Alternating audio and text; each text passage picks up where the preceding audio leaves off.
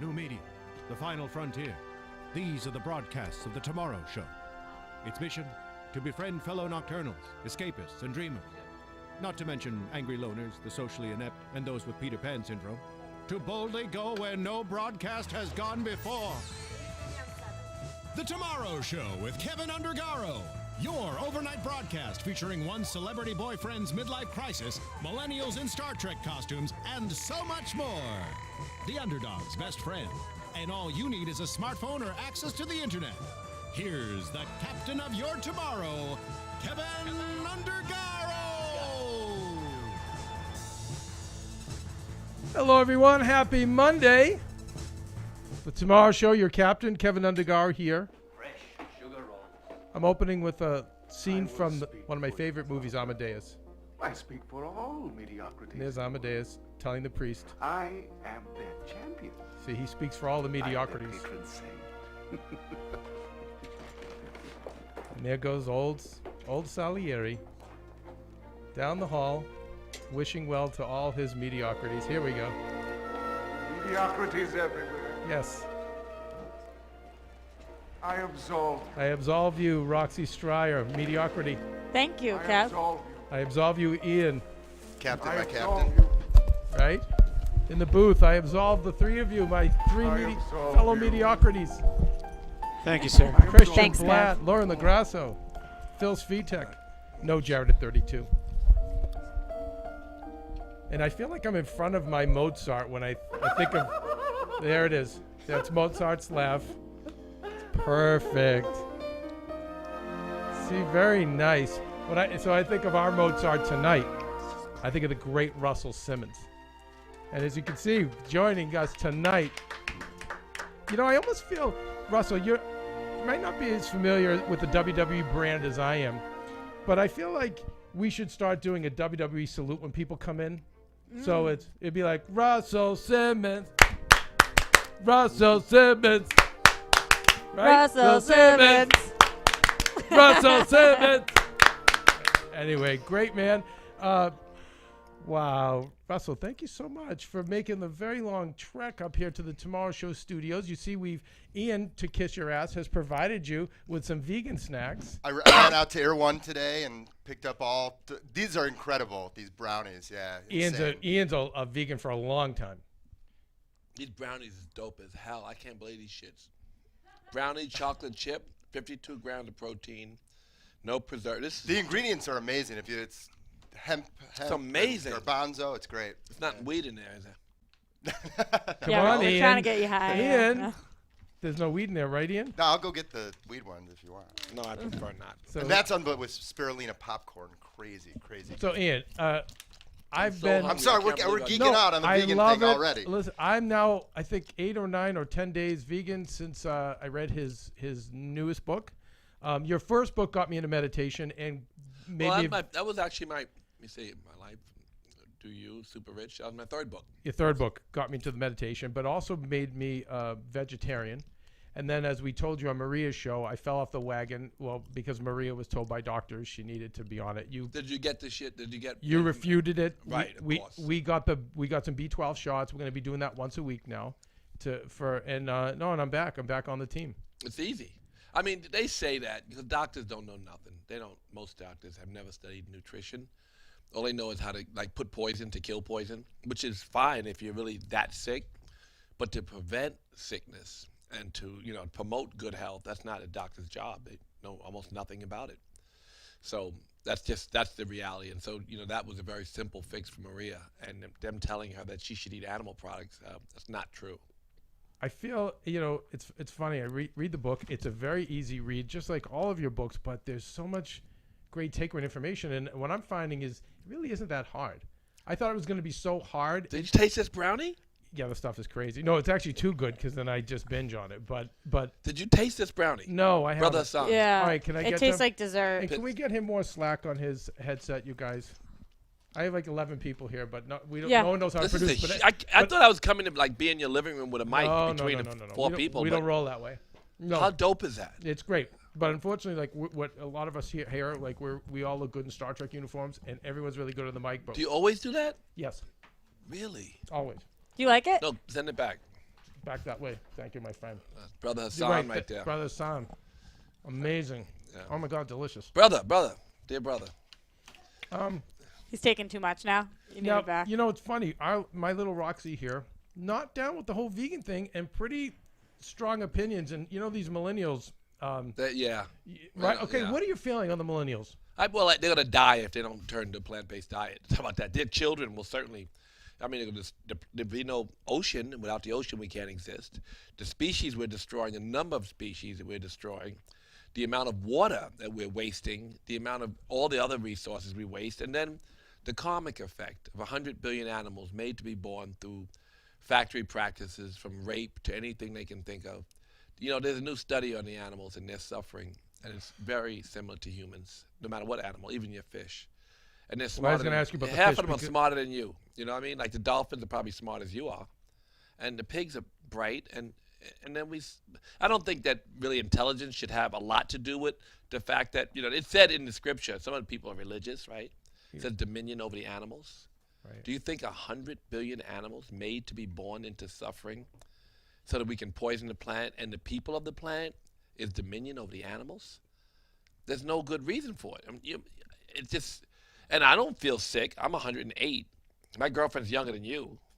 I love that. That's the best thing I heard tonight. So if I'm a vegan, I can have, you know, Roxy's young. That's amazing. Yeah, that's good. I'm loving that. So I'm doing my job too. It's not. I'm just not because I'm rich. Exactly. I'm doing my job. No, yeah. What does you it mean gotta- you're doing your job? You know what it means. I know. I don't mean to sound like Trump or something. I meant I'm just doing my job. Right. Good, as you should. Right. Yeah. A good boyfriend. She's should do like, his let's go to job. bed. It's no, let's go out. You know what I mean? Wow. You know, and then she says, enough. I said, why? You know, so in general, I'm good shape. You know, and I think that not eating animal product has changed. You can take a picture of me from 32 years ago. I looked 112. And you look at me now, and I don't look as bad as I did then. No, you look great. Well, And that's Russell, not what compared is- to most, but compared to what I used to look like. I I Get think back, you look but great. you know, I have a lot of pescatarians who are half committed, but should read the new shit about the salmon. but I say this. Well, they're all salmon crazy, but I say the same thing. Don't the fish have the same? Like, oh aren't my God, they still salmon, living beings? the super salmon, they just approved. It's already being linked to cancer. It's got more antibiotics than any animal product. No animal product has as much antibiotics per pound. The growth hormones, and now the new shit, they put in what they call super salmon. This is the only country in the world, also, the factory farming industry is the destruction of the entire plant and the poisoning of its people. But there's no other industry or no other country that allows our animal product in their country. In other words, if there are any GMOs in France, no, forget France, in Russia, China, they label it GMOs. They have super salmon here, they're not going to tell you shit.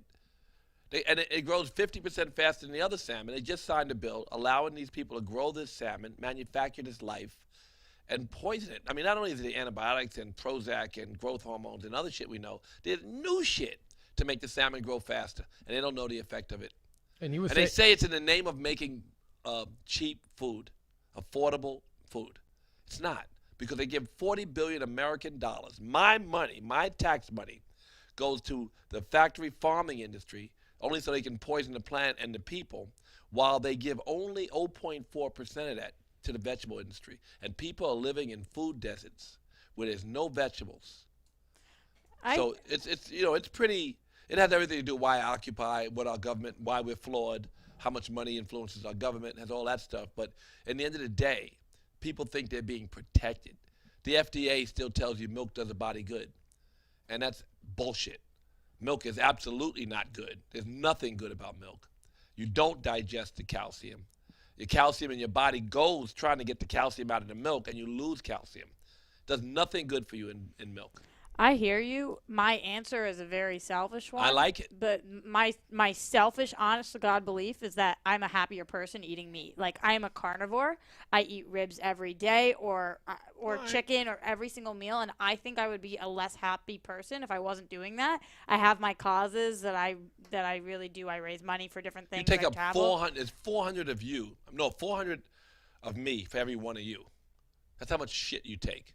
Yeah. And I have to look at you and know that you are 400 me's. My space on the planet, how much I occupy, what do I do, and what resources I take up is 1/400th of yours. Does it make you kind of hate everybody who No, isn't a vegan? I'm not. That's why the book's called A Happy Vegan. My friends, on the other hand, You better run. the PETA guys. Oh, and, yeah. You No, know, they and don't play. the factory, the farm sanctuary and Mercy for Animals. All they have a right to be.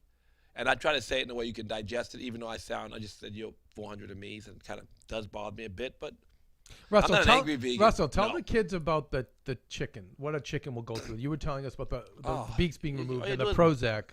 They take the beak off. It's like cutting your arm off. That's the kind of shock that sends them into.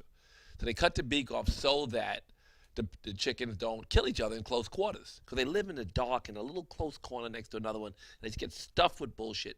They get a lot of antibiotics, a whole lot, right? But then they gave them Prozac because so close, and even with the broken beaks, they try to kill each other, right? So they make them, docile. And after they do that to them, they find out, oh shit, it makes the chicken fatter. So they give them more Prozac. It's not regulated. So they stuff them with Prozac. Then the chickens just get fatter, and they make more money, and you get sicker. I'm surprised you don't eat chicken and fall right to sleep. A lot of Prozac. A lot of antibiotics, a lot of growth hormones, a lot of shit that's giving you cancer. And so you want to live longer. You won't be happy when you're in the doctor's office and you're 48. So you I have believe friends who are dying in their 50s. everyone? In a world where we should live to 100 now. Right. With all the medicine, when we do get really sick, they got the poison, they kill the poison. And so you could live to 100. You should. And you should be healthy when you're 70. You should be healthy when you're 80. You think everyone who eats meat is going to die earlier of Everybody, sickness? no. I mean, probably, yeah. And going forward, the way it manufactured, but they die earlier than they would have, yeah. But no. Everybody has different genetics. Some people are lucky. It used to be people thought it was 2/3 genetics and 1/3. Now we know it's 4/5 what we do and 1/5 what we don't do. So it used to be that we thought, oh, you're born a certain way, you'll be all right. It's bullshit. That's why you got a fat brother and a fat sister, and the vegan guy in the house looks healthy, looks around like, what the fuck? Like, why am I? It's not in my genes as we used to suspect. That's what we were always told. That's right. Like, exactly. oh, you know Not what? If cancer's in your family, it's in your family. You know, Yeah, they would say that's not true. it's all in the genes. Even it's funny. Cancer's in your chicken. I have a Cancer's doctor in the your neighborhood steak. here. One time I was out getting mail, and one of the guys in our neighborhood walked by, and he's a physician, and he just said, it just comes down to the genes. That's what came out of his mouth, Doctors Yeah. don't know shit, most of them. Can you be healthy without And they admit it when you being- really question them. Say, what did you know? Did you study nutrition? 8 hours. I've been 900 years in school, 8 hours of nutrition. It's insane. They have no knowledge of how to prevent any sickness, sadness, nothing. All they know is how to cure it. And their cure, this brownie's a dope. That's amazing. Their cure is 90% poison. It's like the example, of course, when you have cancer and they give you radiation. It's your cure, but the way not to get cancer. Another way to cure cancer is a lot of green vegetables and green vegetable juice. I wouldn't take that when I was extreme, but when you first start to get this sickness, they told Bill Clinton, you're going to die. I don't give a fuck what you do. He went vegan and he's not dead. They told a lot of people that, and they just changed their diet. And when you think of cultures that live the longest, I did a study when we wrote Maria's book, and it was the cultures that lived the longest were the ones who did a lot of walking and had very little meat, mostly fresh fare in their diet. That was just what came up consistently. Everybody had little meat. I mean, you think that the Irish came over here with corned beef and cabbage? Fuck no. The corned beef came from here. That's what the rich people got to eat meat. It was organic. It was fresh farm, whatever. But they ate meat. The really rich people. Nobody else. Tell the kids about the chitlins. Oh, did I used to eat chitlins? Yeah, tell them. Well, of course, I ate everything. I ate pig. No, but culturally. Culturally, I know what you mean. The yes. slave story. Slaves came in. They were vegan. They ate their okra, their beans. They had their diet. They got here. They said, "Well, you eat meat." I said, "Fuck, we don't eat any animals product at all." They had to go back to Africa and get shit for them to eat, or they would have hunger strikes. You could make them be a slave, but you could not make them eat animals. It's kind of disgusting. When you think of it, you chop up an animal, and it's not for people. It's not for people. Do I look sick? Do I look sick? I'm 10 years. I mean, not 10 years. I'm 10 times your age. Do you think it's possible to almost be 60. healthy I'm almost and 60. not be a vegan? How old are you? 24. All right, let's see. When I'm 70, see what I you're look like at 34. 60? Can I make another argument that you could speak to, and might be for a millennial, this might matter, but the sexual vitality of someone plant-based, male and female. There's a difference sleeping with somebody who's plant-based versus a meat eater, right? I've heard I had someone tell me the opposite, Ian. Really? Yes. No. Like, oh, you can kiss your vitality goodbye. Well, I don't know. You want to call my girl if you want. He's doing his Like job, hearing Kev. that. I love That's that. right. Thank you for that. You're Doing welcome. that's right. I got you. Thank you for pointing that out. But listen, it's just. I mean, I don't want to stay on the same subject because I know you guys talk about a lot of shit when you're on here. Yeah, but no. But this to me is fascinating. It's fascinating to me that the American government is telling you it's okay, that they're underwriting it, the poisoning of the planet and its inhabitants. You might say you're happy because you like the way it tastes or whatever. They're making. You ever been to Veggie Grill? You think their chili cheeseburger with onions and avocado is bad? Yeah. You think it's bad? Yeah, I the do. The chili cheeseburger. I do. I really do. You know what? Your taste buds will change. Well, that's what it is. You need time off it. It's funny, even something like diet cheeseburger with onions and peppers. But Russell, Yeah. because she's you're talking 24 years of eating a cheeseburger. If you get off that every meal. But if you get off that for a long time, Every meal. you'll go back and taste it, and it'll taste differently to you. You know that 50% of black women, and you may be one of them, 50% of black women over 20 have some form of heart disease because of animal product, and only 12% know it. And I said 50% of black women because they're more likely to eat like you, because you don't eat grass-fed and everything. You know. I do eat grass-fed. Only. Mostly. Not only, but mostly. Are you rich? Like Yes. only Oh yeah. 1/10 of I mean, one- come on. Are you rich? I Russell, do why do you okay. even ask? Most of the kids out here are rich. How the hell could they afford to be out here? Come on. Let's just call it what it is. I don't know about rich, but I can afford grass-fed meat. Mm-hmm. It is expensive though. It is. I do my Whole You Food trust shopping. that shit? You trust it? I don't think I do, but I'm not fooling myself. I'm not sitting here thinking I'm making a healthier lifestyle choice. I'm not arguing with you that your lifestyle choice is less got it. healthy. What about the little animals, though? You love animals. As I How do. do you love an animal and then eat it? Yeah, that's a good point. It's funny. Someone I told can't me to claim feel that. the thigh of one of my babies, my doggies, which, if you know me and Maria, we're obsessed with them, and said, feel how that feels like a chicken breast or a chicken thigh, and how similar it is. Would you want to eat your little baby's thigh? And it just spooked me. In your book, by the way, your Most other of you book. motherfuckers can't choke a chicken. If I give it a chicken in front of you, couldn't even choke it. I think I could. Which And I break don't know its what the neck, fuck right? that says about me, but I think I don't know. could. Yeah, A lot of people can. I mean, obviously. I think I could kill any animal, which I'm not saying that's a good thing, Human but being? I think if I had to, yeah. I don't think I would eat it though, but if I had to, I would. Russell, these are millennials. Why does this surprise you? This is what's out there. You know what I'm saying? No. They're a walking contradiction. They're open. They love everybody, but you know what? Push comes to shove. Yeah, They don't want to know. they'll choke the chicken. They don't want to know. They don't That's wanna what it's about. Not wanting to know. No, I think I know Because, though. no, you don't know. Because if you had a chicken farm, you would not eat chicken. I don't give a fuck what you say. If you hung out for about 12 hours, 5 hours, and you walked through the chicken farm, you saw what they were doing, you'd never eat chicken again. 3 out of 4 people who work there will never eat chicken again. 1 out of 4 people do anything. You know that. But Maybe I'm 1 out of 4 then. you might be. She, Might be if if there's you- anybody, I wouldn't be proud of that though. You're No, gonna I grow definitely up don't and think I should be things will proud. change. Maybe. But like take Phil in the booth. Phil used to like snap chickens, kill the chickens, kill everything on the farm, and he still eats all the meat. One chicken. No, many chickens. Phil, wait a second. Slovakia, you choke chickens? You snap chickens? Factory farm is so fucking nasty. No, They're I'm sitting not in a their factory feces. farm. I'm not a factory farm. We grew up on a family farm. They're sitting in their feces, and they're stuffed into a little cage. Are you kidding me? That's not the same chicken that you killed. If you No, could kill it. not at all. It was Chris Pratt who actually said like he would never eat anything that he couldn't physically himself kill. And that was something that Roxy and I were talking about at the show. And so what she's bringing up is I grew up on a farm, and we had cows, we had pigs, we have chickens, and so that's what we used to slaughter. And Could then you, eat. this is like you go digital right now. You could like go up on the internet right now and watch the chicken farm, right? Yeah. We, Probably. Let's find See it. if you can find some shit to show the people. It's, to me, unbelievable. the amount of suffering we cause. Oh, that's a And part we claim, whether it's some spiritual, because we're all spiritual beings with physical bodies. That's what we are. And we can be unconscious, but once we become aware, then we don't want to cause any suffering at all. So we're moving towards that awareness, like it or not. You will, through life experience, you will move closer to God and closer to a servant of the whole, the collective. If God were the ocean, you'd be a cup of God.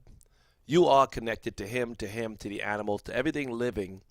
Imagine we'd be one living, breathing entity. That's where I'm screwed because I don't believe in God anyway. So No. Forget God. Okay. One living, you are a cell in a body. That's how we are. You are connected. Everything you do is part of this living, breathing entity. You are a servant of this greater good. You could be a red blood cell or a white blood cell. This idea that you're helpful, that you're a servant of some kind. It's all in perfect order, and it keeps adjusting. Like the earth, which is in perfect order. It's spinning and spinning and spinning till it spins us off it, like it does the other species that we're destroying. We are the thing that causes the earth to move so quickly towards its away from its life, towards its own destruction. But they'll get rid of us before it's gone. The earth will get rid of us and rejuvenate. But we're not staying with the shit we do. We're not staying, nor do we deserve. The only species on the planet that really needs to go is human beings. It's us. Yeah, we don't bring anything to the table. Nothing. No, we good music, snacks, that's about it. Movies. Good vegan brownies, but we're dying. But you don't think we make it to Mars? We make it out? I don't know, because I wonder. I'm sure we can start to reverse this process as we are studying the 40,000 plants. Beyond Meat, great company. Hampton Creek. Many companies are studying the 40,000 plants, coming up with replacements that are satisfactory to you. Your hamburger, they got a new pea protein hamburger. I'm sure you're going to like that one. They got a veal chicken parmesan, and they have all these things. They're making more and more products. So many products that will come onto the marketplace soon. And the idea, if it's a horse that needed to pull a carriage, once they found the car, they didn't need the horse. You don't have to take all the resources on the planet to make your steak. Steak, the hamburger, the cow, is more responsible to global warming than all the trains, planes, and automobiles put together, almost times 2. Just the cows farting. Yeah. The worst, greatest destruction of the planet, a cow farting. And we keep manufacturing billions and billions of cows, and it's destroying the planet so you can have a steak. And so you can get cancer. Also, Roxy, if you eat steak in a 30 of protein, really Roxy, like last steak, thing. though. Okay, if it's a 30 of protein, it's close to like 20 cigarettes a day. Is that okay? The carcinogens you're ingesting? I don't know if it's okay. 20 cigarettes a day? I'm okay with it. This is I got somebody. it. No, I got it. You know what I mean? Like, I'm not here preaching my lifestyle. I'm saying that this is how I live, and I'm okay with it. I'm telling you, the do millennials. Do you mind that they poison you in your brain? They've done everything they can. They spent all the money they could to figure. The people who want to make the money off you. The industries that give you this direction. Instead of giving you some helpful, healing life, the industries, through their investment, poison you, and you buy into it. And then you just say, this is me. I'm happy. Because that's what they're doing. I mean, I learned, in Scripture, they teach you to operate in order. Right? The first children of Abraham, Jews, were vegetarian, were meant to be vegetarian, and they will all agree that that's what it says.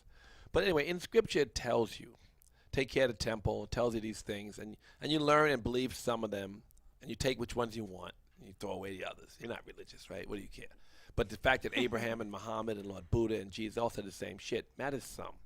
These are the smart guys. And the people who operate in order move towards a place of bliss. They move towards a place of ease. And the people who operate outside of order have some short-term life experiences that make them have some bliss, some happiness for a second, and in and out. You know what it is, Russell? They seek pleasure, not happiness. Right, well, yeah, pleasure, the short-term pleasure. But like I learned, it took me a long time. I took every drug. They make shit I didn't take a lot of. And 28 years ago, I decided I didn't like it, and I decided What was the moment that made you at 30? You said my enough. plan that on New Year's Eve I would quit. And I woke up, I didn't smoke cigarettes, I didn't sniff any coke, I didn't take any drugs. And I went all the way only until like November. And then I fucked up. And I did that a couple years in a row. But the point was, I quit. And I like my morning meditation better than my late night drinking. I just like it better. You don't miss it at all? You would die if you did meditation every day and you came out of a hot yoga class and sweat and woke up, you're so alive. After doing that a few days, I said, you don't want to put a cigarette in your mouth. Why would you want to destroy that high? That's the high. The high is clarity. And you work to get that high. This stillness, this awakened state through silence and stillness Ian, or fix cloudiness. that for him, will you? Cloudiness is the other thing. So that's what you're looking for. You're looking to quiet the mind, whether it's through cloudiness, through drugs and alcohol and whatever you can come up with, or clarity. Because that moment of stillness is bliss. The only happiness you have is when the brain is quiet and you see the world for what it is, because God's given nothing but miracles, and you're like, wow. But when you're in noise, you miss everything.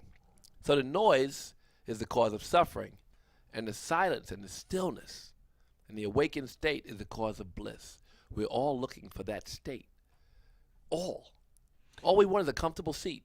Everybody. Russell, did you study transcendental meditation? Did you go through the 3? I'm on the board, yeah.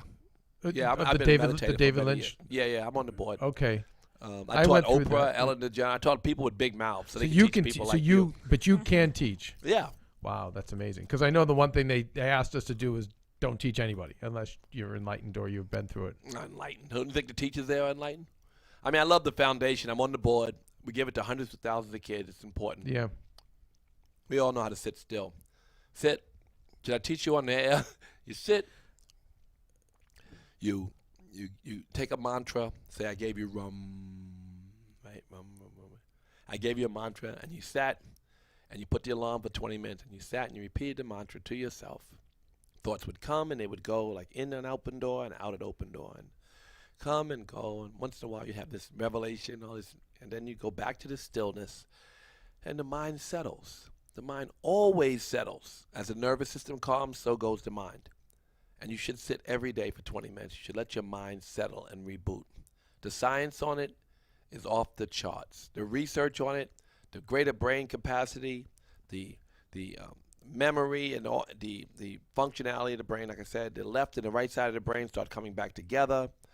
As a Once a nervous day system or calm, once a day, twice a day? I do it twice a day. Twice a So day. you But say once the a day is same good. thing over and over again, just like To a yourself. sound. That's one way. There's candle gazing. See, the David Lynch people, they're great, but they like to say that this is the best because they have the most research. Because they're the biggest, most well-funded foundation, and we've done work all over the world. I mean, we have kids meditating in schools around the world. But I believe that the same research would, and it's starting to come from mindfulness, and as they get more money, the research says, the same shit. They say that the mantra, the vibration, brings the left and the right side of the brain together, and right. And But then the candle gazers are finding that it's the same shit for them. Staring at the candle. But with the mantra, I know it was my instructor gave me my mantra, and I never told him about my You're mantra. not supposed to. That's not what my book has. Oh, you have an individual one? Everybody has their own? That's what I'm I saying. paid $2,000 for it, so I never told anybody. Same with me. So how do like Roxy or Ian, what mantra do they select? I just gave him rum. You ain't got to pay $2,000 for a fucking mantra. I don't think. And you're saying that over and over in your brain. Like the booze. With your eyes closed for 20 minutes. And as he said, you're going to You want to scratch. If you have a thought, drift away with your thought. Come back gently to the mantra. Can you say it out loud? No, to yourself. You don't say out loud, rum, just in my mind, I think it. Just think it. Think the thought. And before you know it, you say, oh, shit, I'm meditating. Then the mind will go crazy again. And then you'll meditate even deeper. The mind will quiet. Always. And if you do it, every meditation is different. Every morning will be different. But it's addictive. You can see the gray matter in the brain on a scanner. Say it's this much, it becomes that much. You can see it in 8 weeks. You can physically see the gray matter in the brain grow in 8 weeks of constant meditation. The cells that start closing in and getting smaller, that make you old, they start, the cap that's on top of it lifts up and it starts to open. So this is research, science journals, everywhere. It's all over now. So what the monks have known and what the great teachers have known for thousands of years is true because the science proves it. That's the same as all the rest of Scripture. A lot of it. I mean, there's a lot of there's observances which are good because they remind you of this good, and there's all these things that are part of each religious teaching is slightly different, but the sciences of religion are the same over and over again. The prophets, no matter what color they were, no matter what age they lived in, no matter what language they spoke in, they taught the same truth. So it must be kind of true. Well, think of the result. Same thing about animals, results. by the way.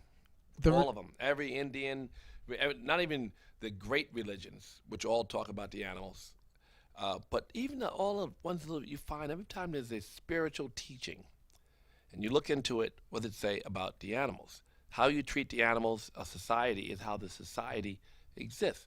The Indians, very respectful of life, as we should be respectful of life. But still ate meat, but were more respectful about doing it. The way they did it is so much different. So you walk out Henry the cow, who's older, and everybody, you hug the cow, kiss the cow, pray over the cow, and chop the cow when it's not looking. Muslims can't eat any animal that knows the time of its death, which means damn near no animal knows the time. Because every animal knows the time of its death. Pretty much, you're a cow in that machine, and you go pop.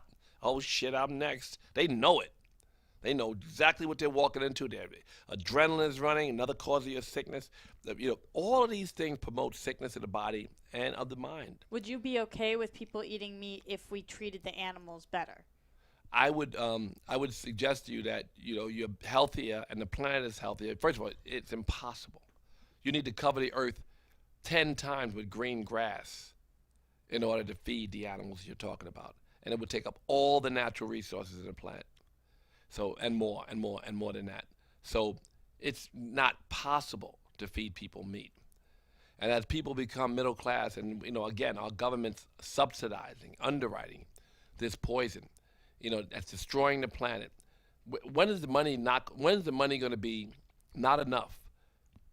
And I can tell you that the answer to that is when the lobbyists can keep talking and talking, but the people know better. When people are aware, then the politicians stop saying. When is the last time you heard a politician say, "Oh, global warming's not man-made"? I mean, there might be some Republicans somewhere saying that shit, but we all know global warming's man-made. Well, speaking of politics, what the hell with this election? I mean, is amazing. I've never seen such extremes in people. Well, I don't think that Bernie Sanders, by wanting to give people a fair education and health care, is an extreme. I don't agree. I know it's a little more expensive for people living here, but no, I mean extreme in terms of the opposition and what we've heard before. It's extreme, Yeah. The idea that we might be like every other civilized country and educate our people, give them health care is not foreign to me. One thing Maria always said, she said, Keven, if we had free health care in this country, free education, everything would get so much better. Just with those two things. I mean, well, she must be a Bernie fan. Because she's a reporter, she will not even tell me who she's a fan of. Come on, man. You guys sleep together. Nope. Won't do it because she knows I have a big mouth. I tell everybody. You asked her? Well, she just said she's a Bernie fan. But like you, she's also friendly with Hillary and friends with Trump. So she's also in that weird position as well. I'm friends with Trump. I used to be. But would you say no more? I would say he would say no more. I think it's disgusting what he says. And I don't care if you're a friend or not. Do you care about the greater good? And I have to say it in those terms because I want it to ring a bell. So I said, why don't you speak so people can digest it? I think they might not digest it until I say disgusting. It is anti-American. We work, politically correct is okay in politics.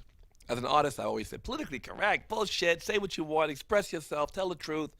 That was, and the truth, as the artist would see it, that was always my position. Until I realized in politics, and some of the things that Donald Trump is saying, I don't have to be politically correct.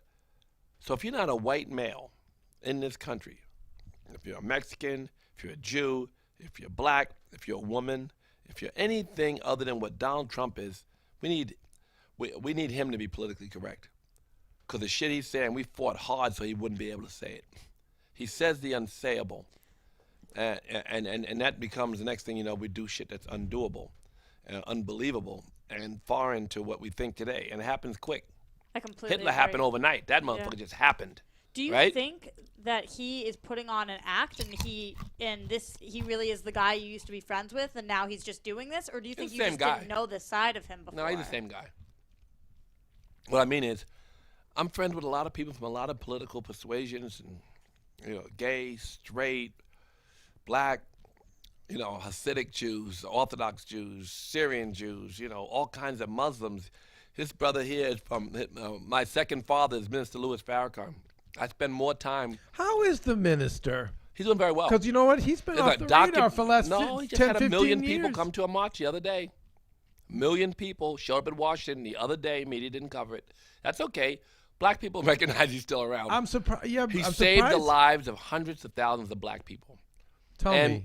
Hundreds of thousands. I grew up. We was in a gang. We looked at the minister. He was the only inspiration. He spoke to the street. Church wouldn't come on the street. So he saved the lives of hundreds of thousands of black people. And, he has maintained that, he is not an anti-anything. I mean, he just spoke very, very beautiful speech about the gay community recently and about no one should judge. And another speech about, he says he's Maybe not, that's why he's not getting press anymore. No, Do you know no, what I no. mean? He still Because- says stuff that, about American foreign policy that you wouldn't believe. But everybody, when he just was in Washington in October, there were 1 million people. That is 3 times the size of Dr. King's march. You can look it up right now. That's Google it and look at the size of the crowd. Right now. You can go right now. Washington Pull it Post has up. the entire speech. It's not really favorable about it. It was Justice or Else, the name of the march. And it was Black Lives Matter in part, but it was also like Indians. They had teepees on the ground. They had people of all different religions. It was very beautiful. Not like the Million Family March where you had everybody. Why is he not getting the publicity? Because I've been curious the last 15 years where he was at. Was he not in good health? Or was he, you know what I mean? Because I have a I'm documentary. not. I mean, am I the only one? I've not heard much about him. I have a documentary, Okay. which I'm going to show to HBO in the next few days. And he's a great musician, one of the greatest violinists living. And I think at this age, it's important since he's done so much. His life is so full, he's given so much to humanity. They should see him in his proper light. But look, that's 2015. Yeah, there he is. And how old is he right now? Huh? How old is he? How old is he, brother? 84, 86? 86, look at him. He looks good. Yeah, but you guys, come on, he doesn't age. 2015. And what they do in the community is amazing. And I'm the only black guy can say it without getting in trouble. You know that? He's a litmus test. There's the documentary, they got President Obama saying, well, how do I denounce him? What has he done to me? He's not helping me, so I don't have to. He did not want to denounce him because no black man wants to denounce him, but every black man is made to denounce him somehow. But it's kind of hard to make me denounce him because I probably do more, since they say he's an anti-Semite, right? I do more to fight anti-Semitism around the world than any black man there is. I love everybody, is my point. And Those I are my don't people. find him to be an anti-Semite at all. But I do get that he said things and says things about our foreign policy. He doesn't like AIPAC very much. And sometimes if you don't like Israel, they call you anti-Semite. Yeah. If you're not, and he likes Israel. And he understands the plight of the Jews. And he says hurt people though. And he feels like their policies towards the Palestinians are hurtful. And he says things and they get mad. But I'm trying to bring them together. I'm trying to have him and people at the ADL because they've had a 35-year fight.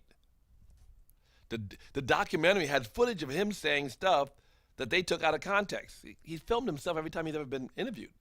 So it's kind of a redeeming thing, and I think that Black History Month should not come and go and we not celebrate him. Look at the size of that march. That was the other day. Yeah, no, I agree with that because I didn't know that he You know was. that's like a church sermon. I mean, it's not a lot of instructions of what to do. You know what it is? It's a love sermon. And When they have those marches, everybody hugs each other, they cry, they don't leave a candy wrap on the floor, and they always say, violence is coming. They have never in 100 years, they've been around 80 or 90 years. They have never, the last thing they are is violent. They're nonviolent. Brother Hassan, you want to heard something? No, he's very sweet. He's I can see. docile. Yeah. Hey, He's the first openly gay member that I'm aware of. really. Oh.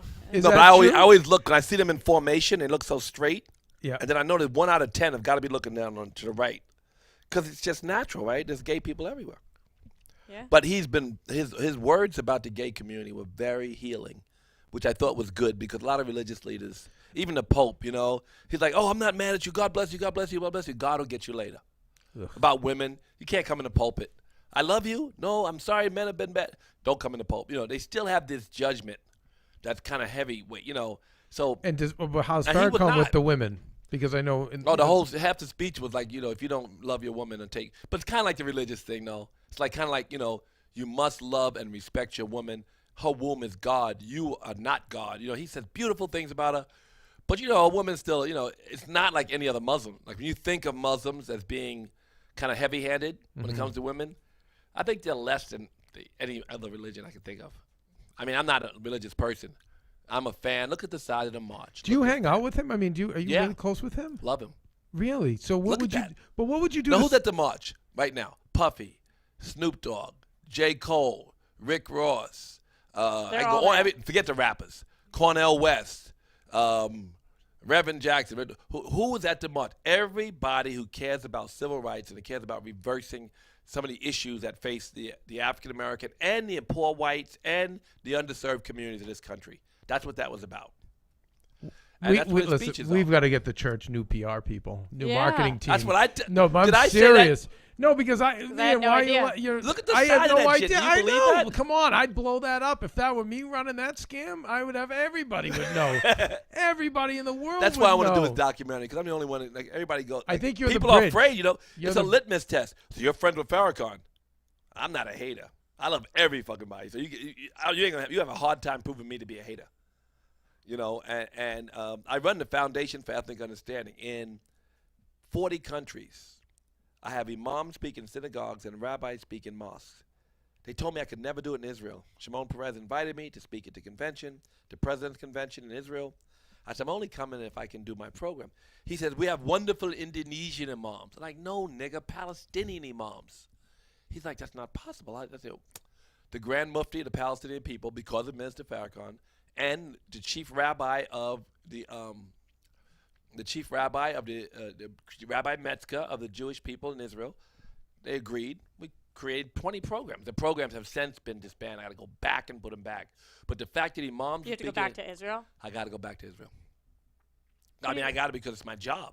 That's one thing. I built a lot of charities, and this one got so much traction because it was so necessary, bringing Muslims and Jews together. I'm not even Muslim or Jewish. I don't even like religion. I like what's in Scripture. I like what they taught. One thing Farrakhan said to Million Family March, it sticks with me as a yogi. He said, he starts, Abraham was not a Jew. Jesus was not a Christian. Muhammad was not a Muslim. Lord Buddha was not a Buddhist. They were all prophets that came from God at different times to set us in the proper course. And the gangs started after their death. The Christians started after Jesus was gone. Right. And they were just teaching the good word of love. And they were teaching the good word of love despite the church's way of teaching it. In other words, the Jews said, blah, blah, blah, blah, blah. Everybody said, great, great. Jesus turned the tables over on their animal products. When they were sacrificing animals, he's very upset. He had a disagreement with the way that the rabbis taught, or if they were rabbis, whatever, and he created his own brand of love, became Christianity. Then the Muslims like, you know what, you Christians, we don't give a fuck about that. Then Muhammad comes, he creates his own brand of love. But none of them intended to create a gang. They all died before they saw there was no such thing as Christianity, no such thing as a Muslim. Mm-hmm. So that reality is something that always sticks in my head. Just operate from love. We have a sameness in us that is indisputable. And I just, and the work that I do is just to bring people together. And you can't avoid the fact that they have religion. Some people, they don't have spirituality without religion. They don't really find their higher purpose without a regimen. I have a religious regimen. Every morning I get up, I roll out of bed, I meditate. Every single morning I leave for meditation and go to yoga. 7 days a week? 7 days a week. Even if I travel. I'll go before or after.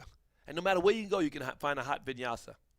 You can find a hot yoga class anywhere in the world. That's what I do. Anywhere in the world.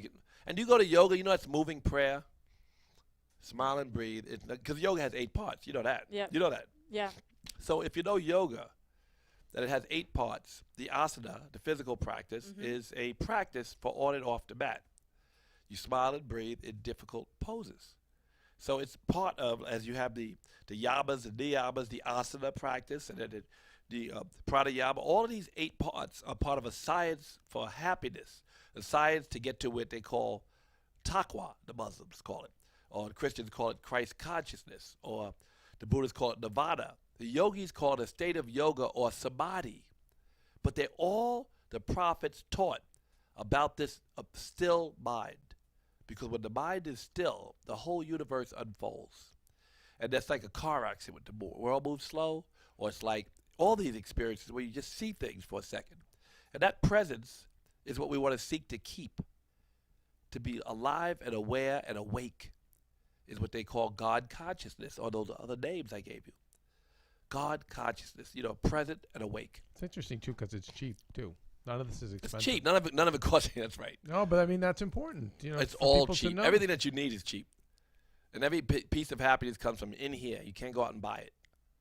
So we have to operate from that place, in the heart where, we have this freedom. And we should work towards healing that and digging into that. That's why you meditate every day, because inside is where the peaceful thing happens. All we want in life, I think, is a comfortable seat.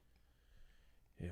Anyway, did I take up too much of your time? Not at all, No, because I love very all this. I crazy. want to know what happens if Trump does get elected. What happens? I mean, what Oh, my God, I what can't do you- imagine. There's no way. Is any women going to let this man get in office? Yeah, I think it's gonna happen. Get the fuck out No, of I'm here. serious. Really? I think it's I think it's Apollo gonna Creed happen. versus Rocky when it's him against Hillary. I think it's going to come Are down you to the kidding wire. me? He says treat women like the bottom of your shoe. Because this country is still so incredibly sexist. There's no way they're voting Hillary. But in. why? I don't even think it's No, get Yes. out of here. They said that about a black man. No, I You never. think white women can't get somewhere that a black man already been? Yeah. Are you fucking kidding me? Yeah, I do. Yeah, Yeah, I here's do. here's the thing that I don't. White Yeah. women can't get somewhere that a black man already been. Yeah, I really think But that. what country is that? This one. I don't believe that. Well, No. I believe you can. I believe Hillary can be elected. But I do think that. I hope. I think that when you consider No, who, don't worry, she'll be. but who goes and punches the ticket, Russell? Who goes out and votes? Who actually goes and votes? Not the millennials who There'll talk be a lot about of angry voting. millennials and angry people Sure, who do not but want are Trump they in go? office. But are they going to go They to the don't go in? booth? Who goes to the booth? And I will tell you, it's people over 55 who are scared, and he is appealing to all of their fears, and they feel as though if I vote for this gonna guy, flip-flop on a lot of I'm shit. going to be safe. I know. So, one good line. I Give me a would- good line for Trump. He'll probably maybe he'll hear it and he'll use it to be terrible, but we'll get past it because he's not going into office. But all he has to do is say, I wouldn't care if it was England next door. I wouldn't let the King of England in here without a proper, and just saying that, and all the Mexicans, everybody, oh, that's not so bad. Yeah. And he said, if he said that if it was England next door, I said, that's the whitest country, and he don't want them in either. And he'll refrain from some of the shit he's been saying. He'll flip flop about a woman's right. He's always been a pro-choice. But He's now always he's been a pro-life. lot of Always shit. I been. know. And by the way, his daughter's amazing, and he thinks the world of her. And I love he I love does- his daughter. He's I know amazing. his whole family. I was at his Ivanka? wedding. Yes, and so he's super empowering. When I know he's a huge champion of Maria and I know other females in the business. So he's saying what he thinks he needs to say to get elected. But I think what you're discounting I is don't think it's even that calculated, but I do know he gets applause for something. When he gets in the middle and he's fighting, they're going to tell him, you're not getting applause for that. Only 30% of the country believe that shit. So he's going to change. But Yeah, but if it's the 30% but that what vote, I then still we're don't think problem. you are. no, it's not 30%. But I still 55%. don't think you're copying to the fact of who actually votes. Right. All these other people can talk a good game, but are they going down? Are they registering, No going way. down to the There's voting no booth? fucking way. It's the biggest landslide in the history of this country. But did you think he would make it this far? Did Nobody you ever did. think? Yeah, Nobody nobody. did, Oh. which is why I think he's unstoppable. Russ, at I've this agreed point. with everything you've said up to now. I'm even pro Farrakhan. I never even thought that. I want to hang out with Farrakhan. But I don't think it's a landslide. No, I think it's going to be a brawl. Oh, my God, it's horrible. I'm sorry to know. Get on tell the you road. that. I'll be on the road all day. I'll be in every college in this country Yeah. talking to kids. I'll come right with you, but We have I work think to we're do. Screwed. Well, you have a good heart. You care about people. Your heart will expand because this is what I told you about the suffering of animals. You think now it's gonna get? It's to going me? to get, it'll slowly seep in because people want to be unconscious. They don't want to know. You don't want to know certain things. I mean, I can't deal. Yeah, but it's too when stressful. you realize that But you are the cause of deaths of thousands and thousands of animals, and all it does is make you sick, you have to let go of it. I just think that if I don't eat meat, if I decided that, what difference does it actually make? You matter, just like you better vote. You matter, Mm. and your karma is if they go bomb a bunch of motherfuckers and you didn't vote, then you didn't count your vote. If you didn't want to go to war and you voted not to go to war, it's not about you being free from any suffering that's associated with the war, but you were not the cause, or you were not part of the cause. And by not voting, you're kind of part of it, you know. So every thing, you matter. You have to know you matter. Your vote matters, and the thousands of animals you might or might not kill matter. That's how you get to millennials. We love hearing we matter. Well, it's true. You do matter. Well, what does your believe boyfriend me, say to you? They've been told their whole life how much they matter. Probably a little too much. That's what I think. Oh, my Hey, God. if Russell Simmons says that I matter, then I matter, Kev. When Russell Simmons says it's okay, the problem is mom and dad told you that every day of your life, and then when you found out when you got into the real world that maybe you didn't matter as much as you thought, that's where the problem is. But that's a whole other set of I issues. still don't understand this. I've never been on this show, and I love it now. I'm going to listen to it religiously from now on. I just want to understand, what is the Tomorrow Show, and why do you have on these outfits? Yeah. And just what the fuck is going on here? Could you Okay, so you're I mean, I know your audience knows No, it's kind of listen. boring to go over. No, Tell me No, quickly. I don't think they do. I don't think they do. You are watching one celebrity boyfriend's midlife crisis and meltdown when you look at me and Maria. And so it's like, why not? If we're going to So do your it. show is fucking let's- huge, though. So you have found a new caller. You're making a lot of money Yeah, sitting here, though. let's- Not a joke. Yeah, that's right. So let's put on What did you do? You like a TV star? Nope. Well, yeah, you were on no, a writer. This Chasing nigga's Maria. something. You're famous for something else besides this TV show. This show. Writing, creating, stuff behind the scenes. I like behind the scenes better than. Oh, but you weren't famous for other stuff. Tell me, please. He won't- was, he was the head writer over at MTV. He MTV for a did Singled while. Out, and then he wrote New York Times best-selling 2 books, and also just recently the cookbook. He was on Chasing Maria, so he was a TV star. I launched he doesn't like to say AfterBuzz TV, which is the biggest online broadcast network in the world. He produces movies. So that's and my not just really- You have a nice AfterBuzz. house, by the way. Thank you very much. Oh, That's you my. didn't even see the back yet. That's my. I went big to the thing. back. Oh, you did? Oh man, it's sick. With the courts and the pool. Yeah. And I know. But you know what?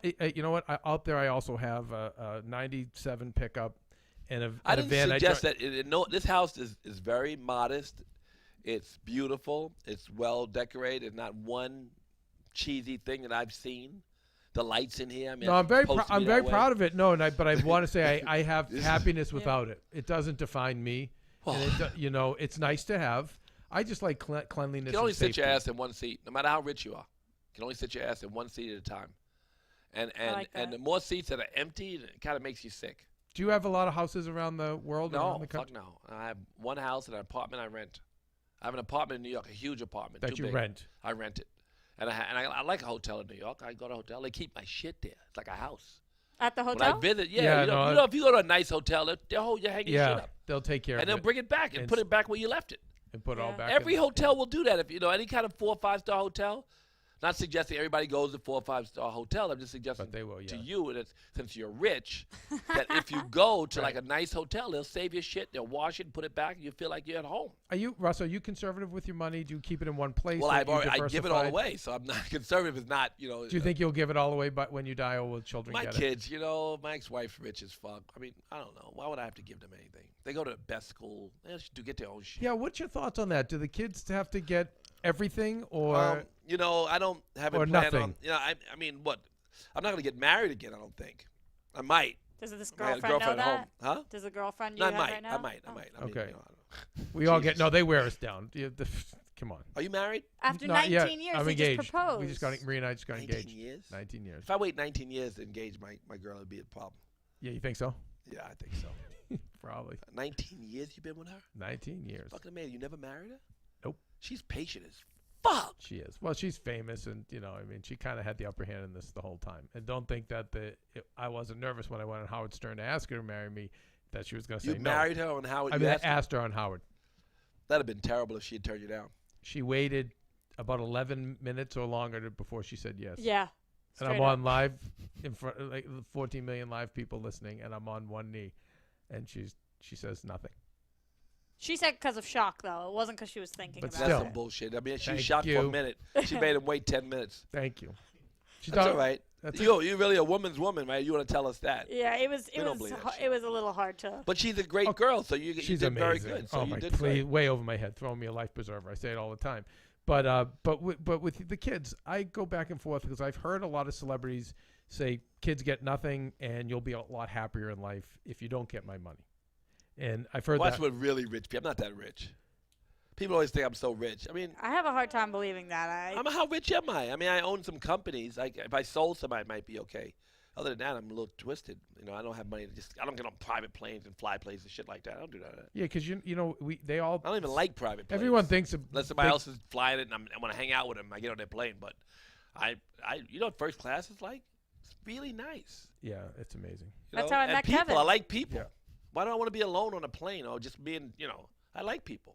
In the private jets, the seats aren't as big. I'm with you. I like first class on Tight a ass seats for commercial. what? Even if they're nice seats, then you lie down in the bed, it's not flat. If you go to New York and back, it's flat. Beautiful beds. It's amazing. Movies you haven't seen. Right. Do people bother you though? They come up to you on the plane. Not so. A lot of people talk to me, but I kind of keep it. On. I'm not really. I don't have security keeping them from me, which makes them come quicker. I don't. They like, hey Russ, like they know me. People That's what speak they to me say? like they know me. They don't like, Yeah. oh shit, it's Russell Simmons. They're like, what's up, Russ? And I say, what's up? And they keep it moving. I don't, I get a hug, I take a picture, whatever. I mean, taking a picture with somebody is not a hard job. I promise you, it's the easiest thing in the world. In fact, it's nice. Do you ever see in the some of the commercial planes first class they have the center row that's just single seats, or there's a one single seat I think American or United has. Poor 50 Cent. I went on a plane one time and 50 was in the center seat alone, and so every single person that Both went, sides. oh poor guy. So I know him. I've done some projects with him, so I actually stood and made small talk just to block. I mean, they put him in the But worst you gotta just seat, be nice. and he They'll was. go away. He was. And you be nice. And sometimes they'll say stuff to make you laugh or inspire you or to tell you that, somebody tells you, oh, I do yoga because of you. And I just started reading scripture and I love this, or I meditate because of you, or, your music changed my life. It's nice. It's encouraging in some case, especially if it's something you care about and are doing at the moment, something you're building, something that they can give you input on. It's nice. And, I like people. Some people don't like people. A lot of celebrities don't. They're like scared of their own self. They're in the skin. It's tough for them, and they become a little bit self-conscious, and it's hard for them. And I know it. So getting back to the kids, are you concerned for the kids growing up with two world famous parents? No, my kids are in boarding school. They're A students.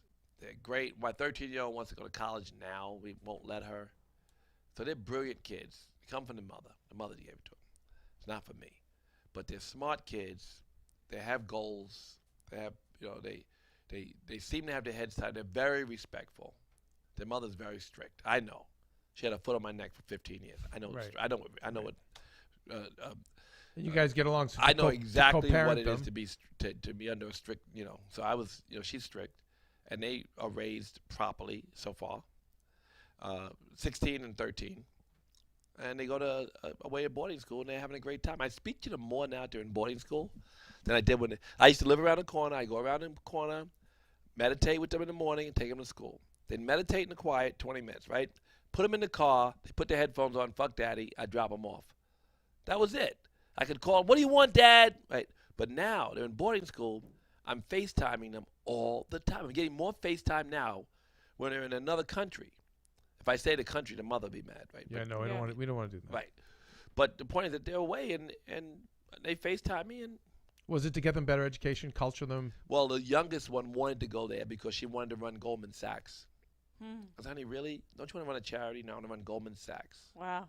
Don't you want to help the animals? No, I want to run Goldman Sachs. And I want to eat animals. And I want to do everything you don't want me to do. Ooh.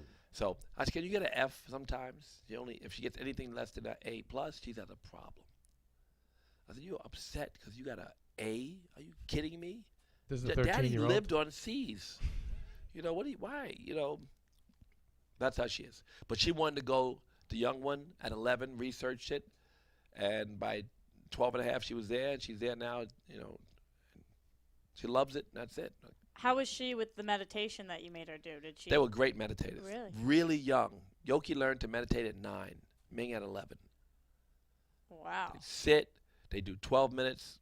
Then I'd get 15 in. Then I tell them it was 15 and it was 20. You think they practice at boarding school? No. They don't. Ming says, oh, I love your meditation app, Dad. I said, you haven't used it. If my friends love it, I mean. All right, well, that's nice.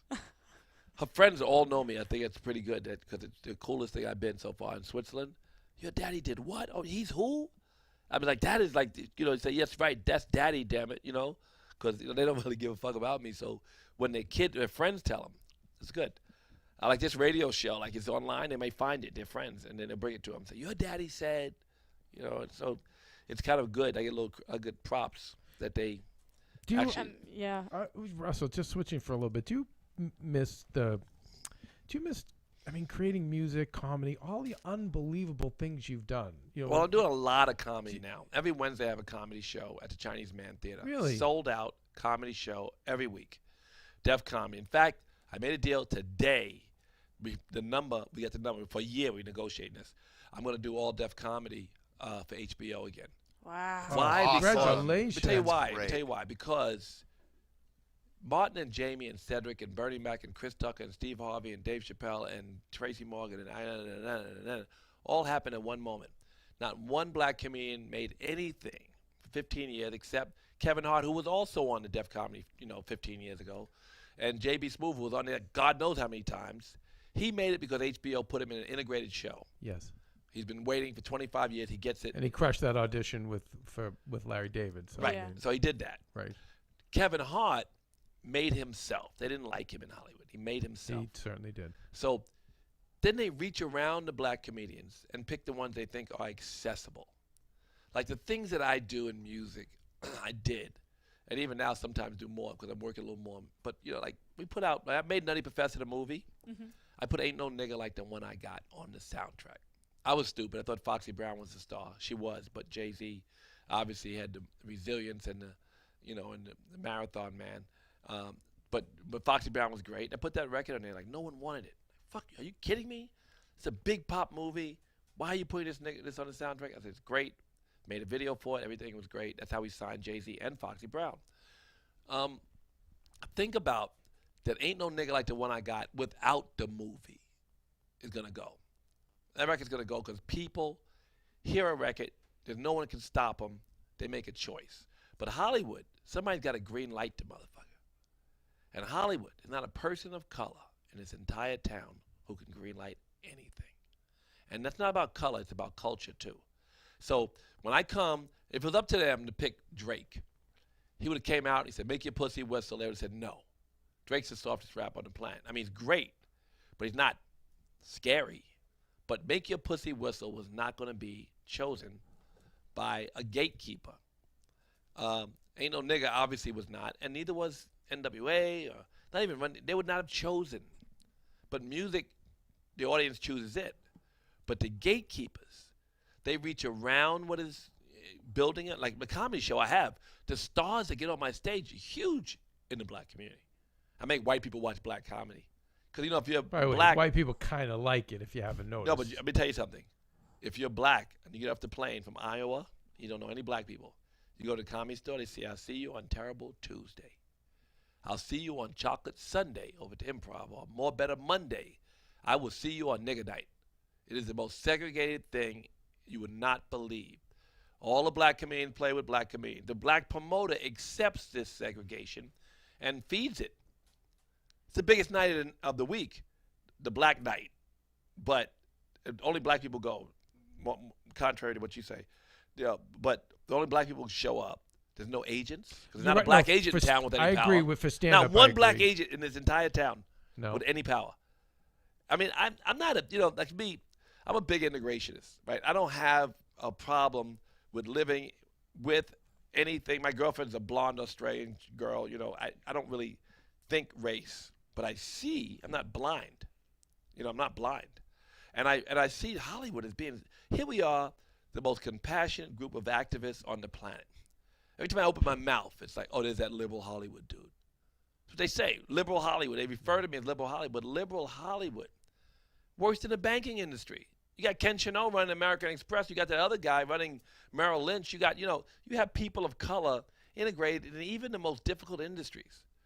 But in this entertainment industry, there's no black people in charge of shit and no Latinos in charge of nothing. You know what? It's funny now. I'm on the other side of the business, and I'm really pressing my brain I know some black managers. I know no black agents from WMECAA for the big three, UTA, and I can't think of any big black executives. I said that on C. something. I did you should see it's online. I think it might still be online. I did the ADMAs all deaf, because my big company now that I go to work every day is all deaf digital. And we've had millions of subscribers, and we represent a bunch of people, and it's this new fun thing. I get to say yes. When Hollywood says no, I make shit. Just make 20 pieces of content a week, all deaf digital. And I did the ADMAs, all deaf digital, to host first. I did an awards show. That's what that is, right? So that awards show, you can see it. And it's 41 minutes. They play it every hour on the hour against the Oscars. I didn't do it because I cared about the Oscars. First of all, you're not a member of the Academy. You shouldn't even complain. A lot of black people didn't join. They didn't have a lot of space for them. I think people have to die for them to get in. But it's like they're trying. They tried. They hired Chris Rock. They had a black head of the. They have a whole black person that runs the Academy. But at the end of the day, they just picked the wrong. But 94% of the people who are voting are white males. And they picked the wrong people. It was, to me, what upset me the most with it, Russell, was that they did not pick the best people. Like when I think of, forget people of color. When I think of the Beast of No Nation performances from the young kid to the older lead, and I think of even Straight Outta Compton. Michael Jordan and Creed. And I always say 20 years from now, what will you remember? What will you remember? That's what the criteria of the Oscars needs to be, and they need to readjust the whole voting community. It ain't going to be fucking Danish Girl. It will not be, unfortunately, and it will not be the supporting actor. I didn't dislike Carol or Danish Girl. No, they or were other fine. White movies. They They're all were okay. fine. They're all good, Brooklyn, subtle whatever. movies. They all all these art movies. I feel like a still photographer made them. Did you see Room though? I liked that. Room was great. Yeah, they're all okay. I even like Brooklyn. Brooklyn was great. It was You like okay. Brooklyn? No, I thought it was good. It was sweet. But it was let me give you one that I thought, like, with Martian. I just think all I the think white movies. I just saw them all lately. Martian was a fun film, but was that an Academy winning performance by the lead in that? No, I don't think so. Great actor, but not. Great actor. That wasn't his stellar performance. What was that? So they really made a mistake. We gave away the best categories. I mean. So wait, so all deaf digital won did Best Picture. I love that. No, it didn't. No, Best Director or Best Picture. Best Picture was Straight Outta Compton. No, it wasn't even nominated. So Russell, once in the All Deaf Digital Awards, we did it. We played on Fusion every hour on the hour. All right, so against the Oscars. So Russell, they did that. I didn't choose. So Russell, Two Disney channels again, just like Minister Farrakhan didn't get the right PR, we need to get you guys a little bit more PR. It was huge. It was so much press. And you look at the number of hits. Did you guys hear about this? The All Deaf Digital Awards. It was All Deaf Movie Awards. Was huge. It got so much junk. If you Google it, it's like fucking. And so, do you think this will be an annual thing now? There it is, right during there. the Oscars. Yeah, that's just a commercial. I don't think. He won. He spoke so well. He's so. She good. won. We're looking. So we're Ice Cube. So we're looking at some of the people involved. People who showed up. These are people who just were there. Jared Carmichael. There we go. It was very fun. It was so fun. She's gorgeous. Is this what is this a list of people that showed up or that were nominated? These people that were presenters and Russell Simmons. I don't know why I put my name on it. Tony Rock. Snoop Dogg. Mike Epps. Wow. No, I didn't hear anything about this. These people who showed up were beyond all of them. There's so many people showed up, and it was huge media. And you're worse than cancer. You're like an epidemic. You're a disease. The Mac from 1973. Yeah, that was it. We gave away the Goldies. But let me tell you something, fat man. Let me tell you something, you vicious-ass piece of jelly. I'm going to drive you out the streets. I'm going to drive you back into the rat holes that you came from. I want you to do me a favor and take old Judas goat over there, and I want you to just get the fuck out of my face. The All Deaf Movie Awards trophy is called the Goldie, inspired by the love 1973 blaxploitation Ice Cube classic, won The Mac. Longest of this is the award show. Look at Tony this. Rock hosted it, not Chris Rock. Tony Rock's monologue shit all over his brother. Honestly. Wow. Yeah, Tony Rock was brilliant. Russell, to me, it seems like you're as ambitious as when you started out. I'm curious with the meditation and as you loosen your grip on things like goals or goal-based, like putting stock in the goal. Do you feel you lose ambition, or is it stronger? I don't have ambitions to be anywhere but where I am. but I enjoy the ride so much. Being present doesn't take away your ability to be effective. It adds to it. You can never do anything. You never leave the present.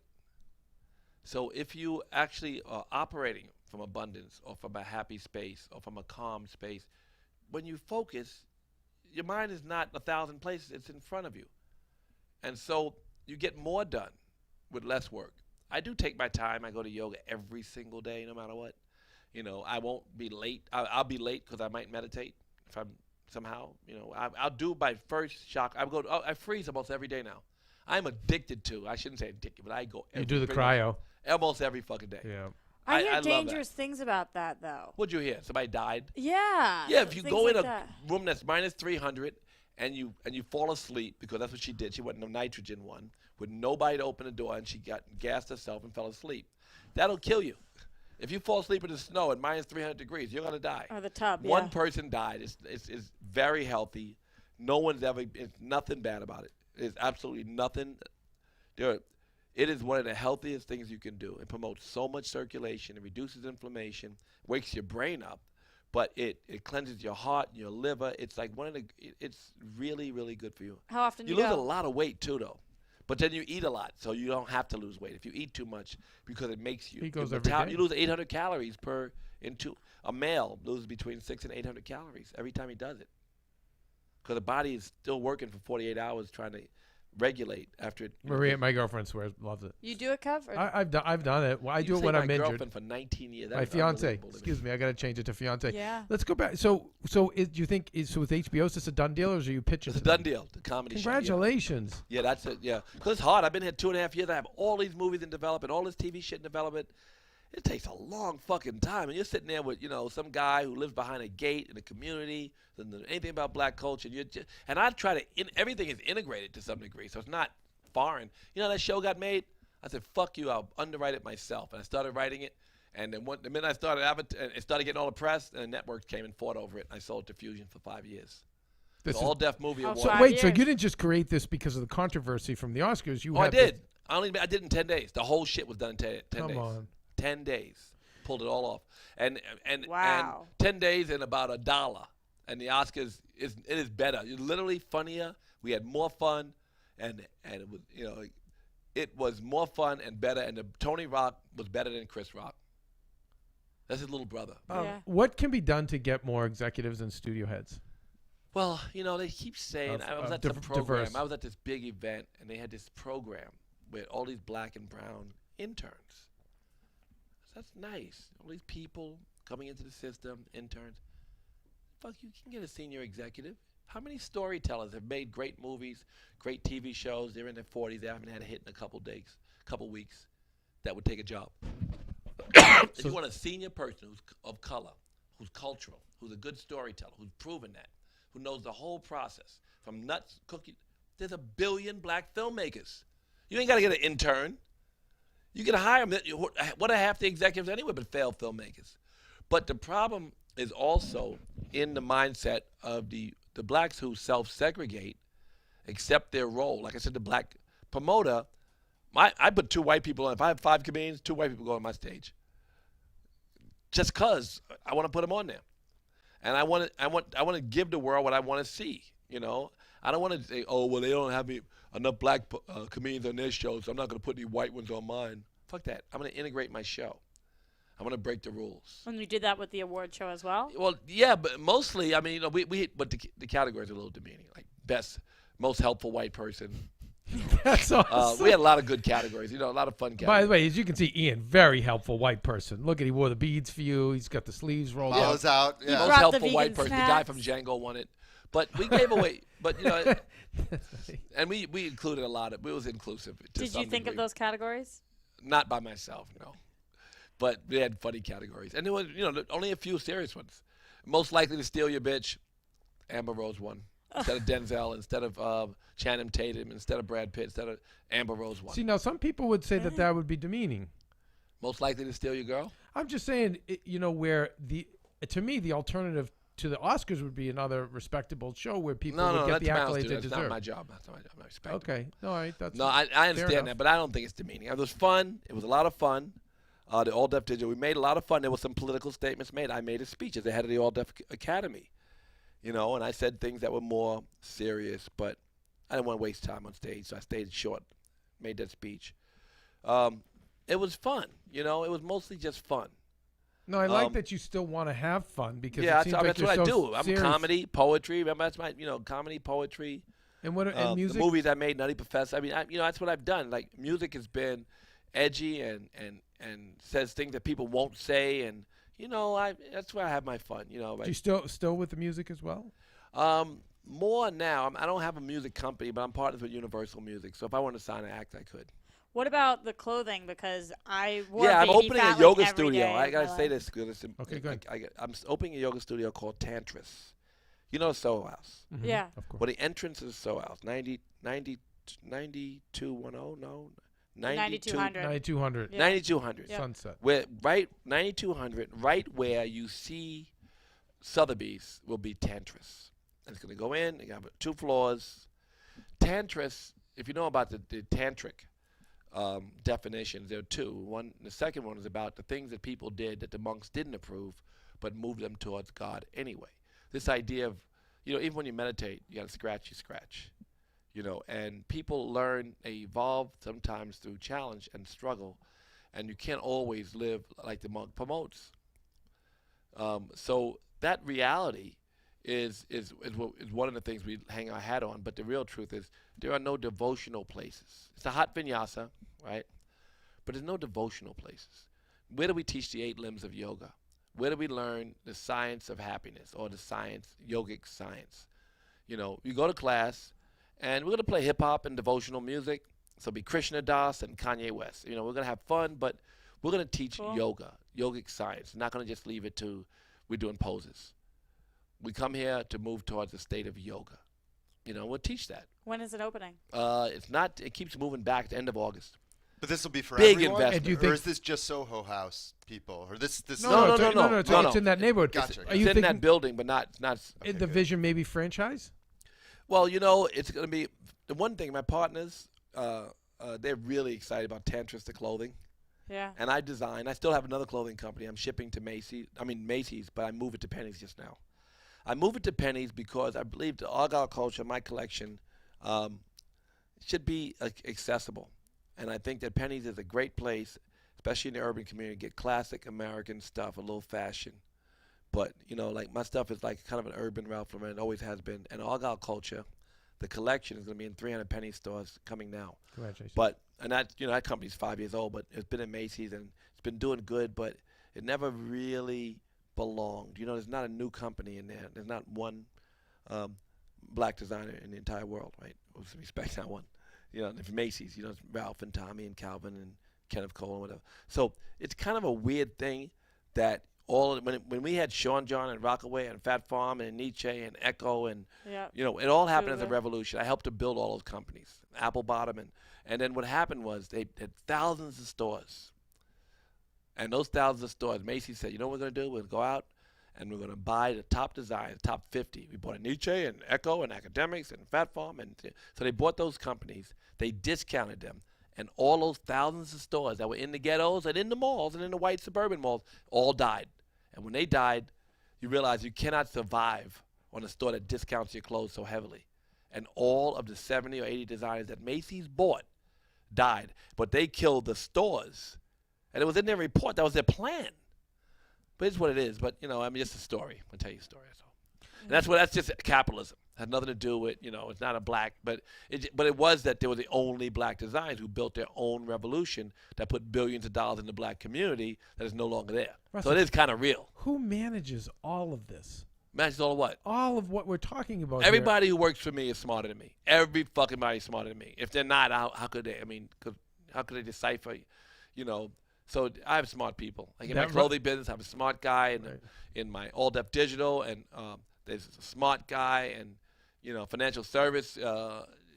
Some of the people are smart, and I work there every day too. But I'm always surrounded by people who take my vision and help me to develop it a little better, manage it better, or take my after you have to spend your own time and really focus on building your company so people will see it's real. No one wanted to do a Reverend and 5A students. For Run's House, for example. No one wanted to do a show where 4 black comedians come out and curse out white people. No one wanted to do that. No one wanted to do any of the ideas that were any good that I've ever been involved in. So they all I was the first African-American designer at a moment. And they were like, well, what are you doing? Well, hip-hop clothes, they're baggy. What the fuck? You can buy a Tommy Hilfiger baggy. Just buy them bigger. Like, you don't need that. You know? So it takes years, 5 or 6 years. My financial service company took me 6 years. No one knew what the fuck we were doing. It was for people who couldn't get bank accounts. No one ever heard of it. It was like just stored value, but it was not something a banker would think of. And a banker wouldn't think of any poor people anyway. So it started that way. Now it's obviously for everybody because now it does all kinds of tricks and gives people their money early and whatever. But the people now in the company would never have helped me in the beginning. It was up to me and my buddy David Rosenberg to build that company to a point where smart people came along. And also when we built the company, other companies like American Express and Walmart, they got into business. So we borrowed from them as they stole from us. They stole our idea, but we borrowed as they developed. It always goes that way. Of course, it's fine. But, and competition is good, and we learned a lot from the competition. But we built an industry. No one was there. No one liked the idea of anything. I've never done anything that was good that people liked in the beginning. I mean, what are the advice you give to some of the young dreamers out there that... Faith. Really? Faith, 100%. Faith in what? Because you can't fail till you quit. Whatever your dream, you have to have faith, and you can never fail until you quit. And so resilience, the yogis say that the Kriya practice, hard work, dedication, faith, and resilience, that it promotes miracles because enough faith and you don't do anything. The miracle work is like Jesus, only by faith. If he would ever think something beside the perfect order that the world offered, it would be. Say, all these things I do, you can do, and even greater, that you could be a miracle worker if you were enlightened. This idea of being totally awake, you know that everything is in perfect order, even if it only seems bad to those who accept it as bad. The world is evolving, and it's evolving. You can learn through struggle, or you can just embrace it. And if you are enlightened, I believe in enlightenment. I believe in samadhi. I believe in Christ consciousness. But how do you know the difference when? I agree with it as well. But I've also been in places where I've been trying to will and push so hard towards something, and it just happens to be a failure. It's a failed thing. It's only a failure when you quit. But it may evolve something into something else. Because I'm saying, do you really go 60 or 70 years? You might learn the twists and turns, how to deliver on your promise. But your promise never has to go away, and there's a way to deliver on every one of them. Everything that you imagine is real, so long as you make it that way. It just evolves. Yeah. Okay, good. Because that's always a place. But quitting, it's some things are harder to deliver on than others. Quitting is a real. Only entrepreneurs have this kind of faith that they go through. They make something and it takes forever, and they stay on it, and then everybody's laughing at them. That's the Gandhi quote. First they, right? You've heard this one. First they, what is it? First they ignore you. Then they laugh at you, then they fight you, then you win. Yep, that's exactly how it is. Right? So it's like, Russell's got This is an amazing show. I'm really having a great time with you. We on live? We are on live. Yeah, we are on live. Oh, how do we find online? At the TomorrowShow.com. Thank you. TomorrowShow.com right now. The TomorrowShow.com, and then available tomorrow on the TomorrowShow.com and iTunes as well. And everywhere at The Tomorrow Show on social media. Yes. Fuck. And Millennials and Star Trek. I'll do it again. So we're actually on Tomorrow Show tomorrow, tomorrow.com. The Tomorrow Show. TheTomorrowShow.com tomorrow. You can see this all day, right? You can see it all day. You can see it live now, and then you can listen on iTunes. Okay. Isn't that fun? Thanks for promoting. My God, you're amazing. My people pleasure. Helping people. I'm going to take a screenshot of this shit. I'm put it on Instagram. We'll take a good picture afterwards. My head's still spinning from this interview. I know. It's incredible seeing Roxy. I feel like you're turning. Yeah, absolutely. Like I'm watching her go through like a change. Well, I'm an open person, and I think that you have to look at people who are successful, and when they're successful in an industry that you want to be successful in. What do you want to do? You're doing it, aren't you? Well, I'm working on it. I want to be. Boss is like, are you doing it? What you want? Well, she likes acting and she likes writing as well. Yeah, I do, and I'm doing all those things. So I am doing what I want to do. Hopefully, Look at I Leah Durham. get to keep doing Look it. at her. That's why I say that's her all the time. Look to her as your model. Look They're at very Leah similar. Durham. And that's unbelievable, Leah Durham, too. I mean, she just makes what she wants to make. She created her own thing. She's also incredibly talented, as are you. She's brilliant. But right? She's brilliant. She's brilliant. There's a lot of people, unfortunately, don't. Could I have write the a show talent. where I get to fuck like Charlize Theron and Angelina Jolie and just like all the Yes, prettiest people let's in the do world? it. And I'll all the make it prettiest happen. people in the world. You know, it seems like that's what Leah Durham does, right? She has all handsome boyfriends, right? Is that crazy? Is that sexist what I said? No, it's That's what true. Woody Allen used to do. Yeah, You know, Woody just- Allen would do the same thing. He always had the hot girls. Right. Like, Didn't and he? you get to make out with them, fall in love with them off camera. Like, oh yeah, hell yeah, why not? And He she married is. his daughter. And yeah. Well, you know. They're a great couple now. Do you see them now? It's It like they're like worked. she's like old, he's old, they're happy. I was like, you look at them, it's unbelievable. Because you remember the scandal, Yeah. and now you see him and say, "We know, I don't know." I know it's so crazy. That keeps you from judging anything. Have you been watching the OJ? Did you watch? I the watched OJ? every episode. So did I. I was. See the Wait, I brothers haven't were in seen it. the finale, Hassan, though. did you see the brothers? The bow ties? You saw them? Okay. Yeah, the brothers came. No, they came out to support at the end. Mr. They called Shapiro. them, and they called them anti-Jewish, right? You saw that? Did that bother you?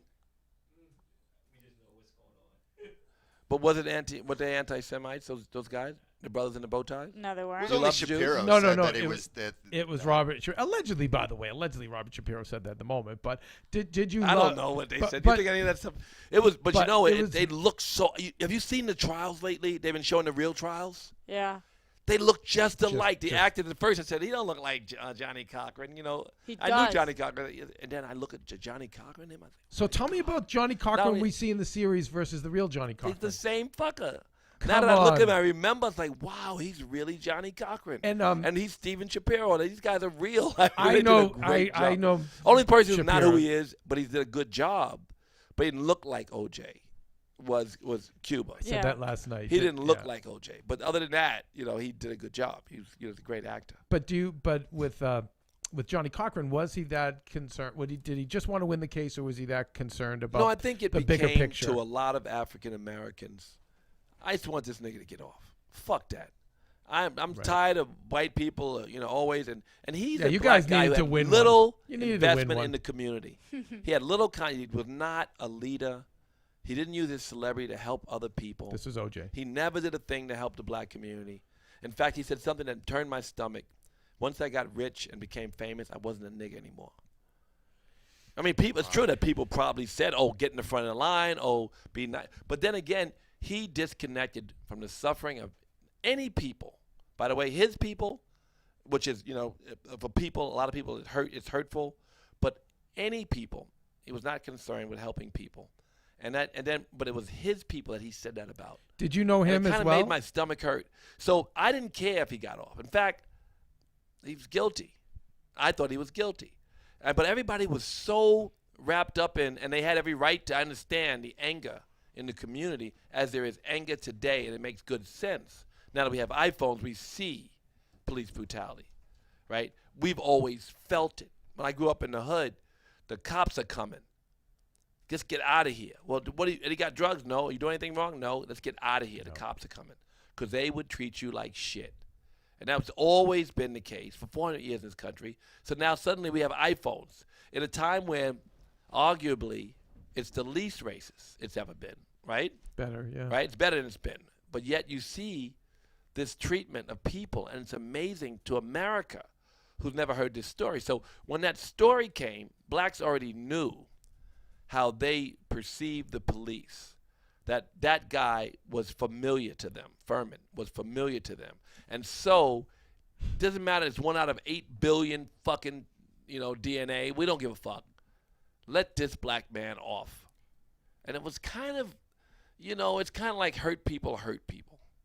And the black community was so hurt that they wanted to let this man off. They didn't like him. They knew what I knew. No one thought of him as, as an activist or a person who supported his community. Oh, he's a Brentwood dude. Did you know him, though? I could be a mean- Brentwood dude. I'm a West Hollywood dude, but there's still, did I know him? I knew him, yeah. You did know him. Yeah, not like, like Just Rob casual. Kardashian. I wasn't his man or nothing like that, but I knew him. But he, I thought he was guilty. Didn't you, Hassan? Brother Hassan? See, Brother Hassan didn't think he was Brother guilty. Hassan, no. What do you think, what brother? Do you think? He was guilty. Oh my God! I mean, a lot of black people would be surprised to hear you say that. Not that, cause they don't believe it. You know, they think you guys are such nationalists that you're like blind. Well, the jurors are now saying they're saying he may have been guilty, but he was denied due process, and they said That's right. Judge Ito. Oh yeah. You had to. Then again, beyond a shadow of a doubt is different from us saying he's guilty or not guilty. Right. And that's what they responded to. And, Yes. and Ito gave them a very long speech, which they didn't show in the series, that said, listen, you have to make sure there can be no reasonable doubt. And and they said, we were just responding. This is what the 4 of the jurors, I was Yes. reading their interviews, recently said. No one saw that last speech, and we were just going off that last speech, and we do not feel that he was given due Beyond process. a reasonable doubt and due process. Yeah, all those things add up. But if you had to bet your life on it. Yeah. Different. right. Different. You would say it's guilty. That's not how it Did works. you have a though. choice one way or Did the you other? talk Not to him? half, Did it's you- not 50-50 whether somebody goes to jail for life. Did you have talk to him prove it. afterwards when he was out? I know. No. He moved out pretty fast. He moved to Florida. Did he? Yeah. That Can you was- believe watching that thing that Mark Furman, after all that, is on Fox News? That and they give him blows credibility. best-selling author. Well, Oh. that's insane. And Fox News. Fox News boy was Stacey Dash and Mark Furman. Yeah. How do you feel about Stacey Dash? I think that I think when she wears fur to my house. I'm an animal rights person, and she sits around and she talks about guns. She talks about everything I can think of that I don't like. Almost everything out of her mouth. Does she believe it, or told is her it told her daughter, why are you playing basketball? What are you going to be, a dyke? Like, damn, you said that in front of me? Really? So I've known her for some time. I've been more disappointed in her more and more as her voice has come out. And I'm just, Do you think it's genuine, or is it that she knows it's great for her career at Fox? Well, I think she didn't have a career except that Right. she's Now. created. But I think that people have to buy into this shit. Like I think Trump buys into his shit. They're not all that brilliant. Like I'm going Right. to calculate. I'm going to put myself in a space. She had this Republican boyfriend, Stacey did, and he's an African American. Most blacks, when they become rich, they still have to look back and say, "Wow, I got to vote for the underserved communities because all my cousins and all my family members, and I've seen it firsthand." And I think that they should have a decent education and have it. So blacks will vote for who they perceive as the person who will promote freedom and opportunity for people who are in the underserved communities. No matter how rich they are, they don't feel disconnected. But Stacey had some boyfriend who was really rich, and he was a Republican, and he was like, which, everybody has a right. They vote their own interests, a lot of people, right? I've never voted my own interests in my life. What do you vote based on? I based on people who need help or need support or need, I try to help underserved communities. That's what I do. It's my life. And so my celebrity's value is to help underserved communities, to open my mouth and inspire people to help each other. So I vote that way. People are so mad. They think I voted for myself when I said I'm endorsing Hillary Clinton. The reason I endorsed Hillary is because I think she can get it done.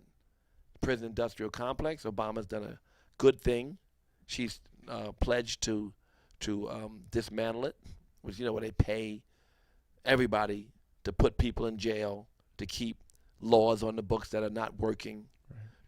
They just do a lot of work to make sure they get that $60,000 per head. Yeah, explain that. I never understood how the government is how people are profiting off the prison system. Well, the prison system it's a privatized business, and they get $60,000 per head on average per inmate.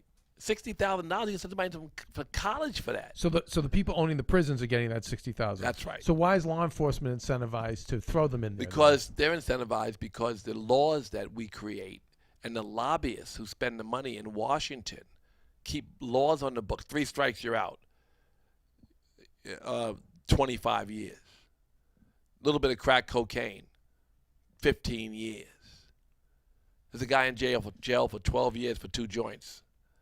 This judge just went In away for Texas. 15 years, I think, because he was. Oh, they taking paid judges money. all over. Yeah, That's different, though. Yeah, per prison they send to jail. A lot of people do that. So the people on the prisons are paying the judges to get. Oh. But remember, I changed it. I was part of a group that changed the Rockefeller drug laws in New York State. That group was really the greatest thing I've ever done. If I've done anything of any use to humanity, that's fucking it. I was involved in a big movement to change the New York State Rockefeller drug laws. Thousands of people came home from jail because of the efforts of this group. every rapper came out. There's no rapper that didn't come out. We had a rally, 100,000 people. Was it raining that day? Yeah, 100,000 people. One of the biggest things I've ever. I can't believe I promoted it, and I got involved, and it became, a success. We changed the law. The Republican governor signed the bill, gave me the pen. I don't know what a pen is, but it's it's like better than a trophy. It's a pen from thousands of people coming from jail. 94.5% of the people in jail under the Rockefeller drug laws were black and brown. Why is that such a shocking number? Because whites and blacks sell and use drugs at the same rate. Yeah. So, everybody, and even talk about nonviolent first-time offenders, that rate still works even more.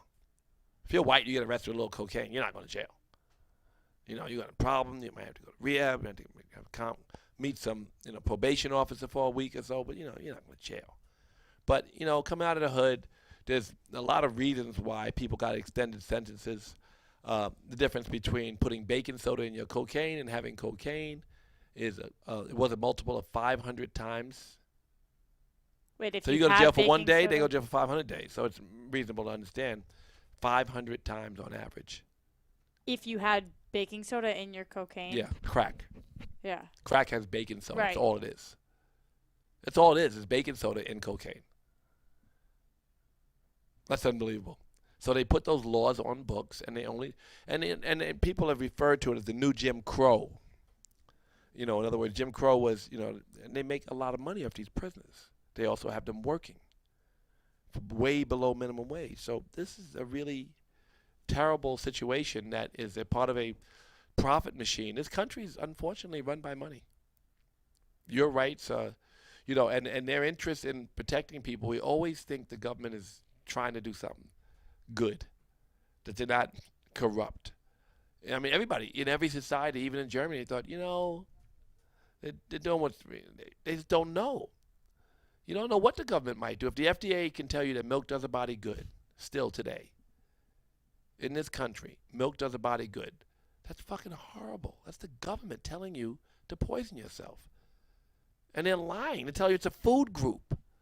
The fuck, it's seen. Question coming in from the booth. You guys can talk. He doesn't bite. We didn't want to interrupt. What is Go ahead, it? ask Maria Christian. wanted to know if Russell had seen the documentary "Fixing the System." I'm sorry, I haven't. Tell me what it's about. It's a Obama. See, Maria understood it much better than we did. But President Obama appeared with Shane Smith, the president, the CEO of Vice, and it's basically about what you guys are talking about. It's an Yeah, but the HBO. President Obama, as great as he is, I was supporting Dennis Kucinich just to get a good boost, the same way I believe in Bernie to push the party to the left. But the real winner, and then John Edwards, more progressive, and then finally the president. I said, I don't really want to do this unless you're going to do something about mass incarceration. That was 2007. He said, yeah. I wrote a letter in 2014 that was signed by all of Hollywood and Drug Policy Alliance and all the civil rights groups and everybody you could think of. And the letter goes to the president. We got a lot of press. The Brad Pitts of the world, everybody signed it. A lot of press.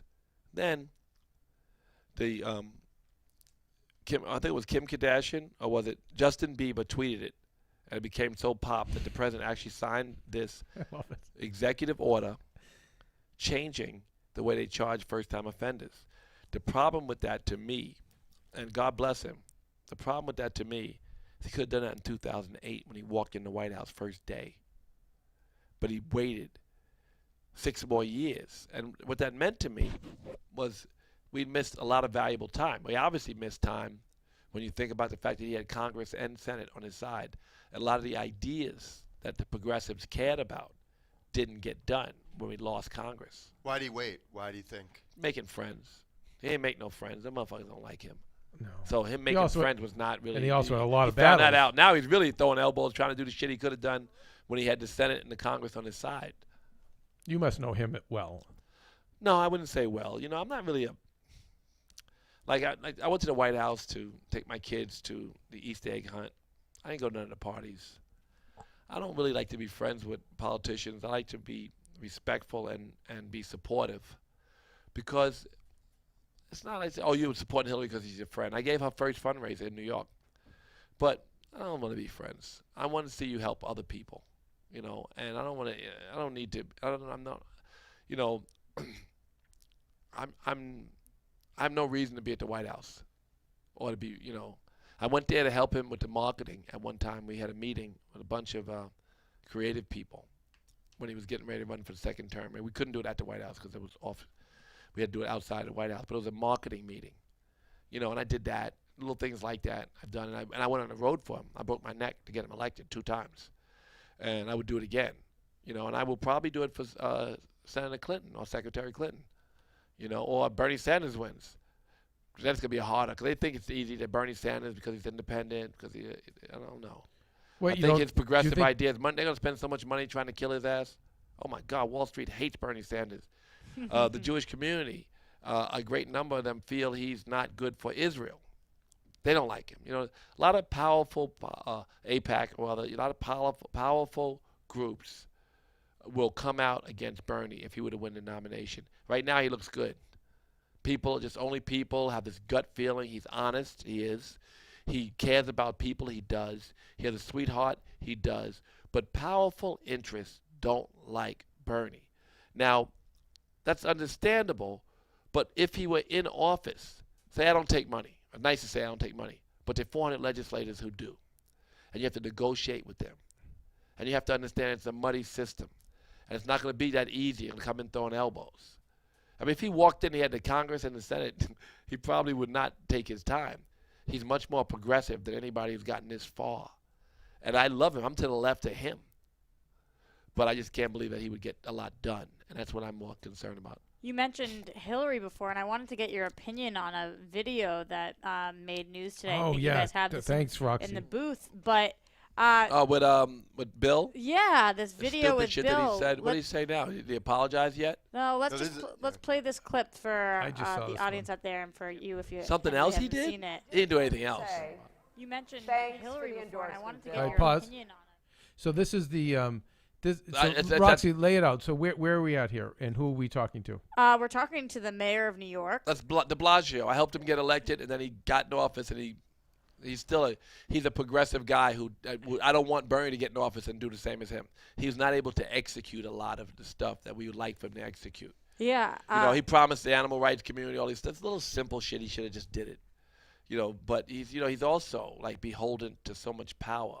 So different from Bernie in that he's really beholden. So he's on stage with Hillary here. Yes. With Hillary and with one of the actors from Hamilton. An awkward joke about colored people from Hillary? Well, Yeah, listen to what watch happens this. right So here now. we go. Oh. So they're all on stage together, and here it goes. I just have to say, thanks for the endorsement, Bill. Took you long enough. Oh, snap!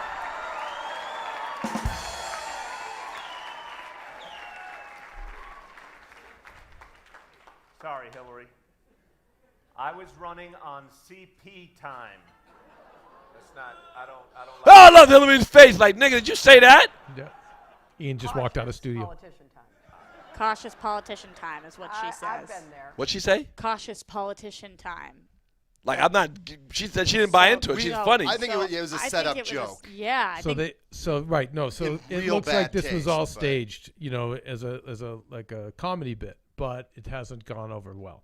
But what, did she get a brick from it? Because they all they're all stupid together. That's yes. They all Oh, got I bricks. thought she just looked at him like, nigga, you said that?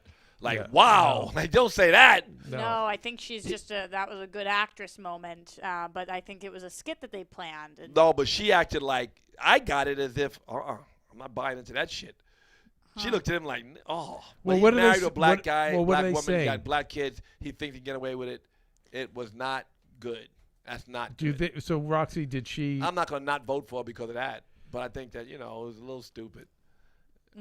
Bill de Blasio get in trouble for it or no? yeah, they're all kind of getting in trouble for it. Honestly, She should say it wasn't no sketch. I don't know what the fuck where that came from. Because she looked like, what?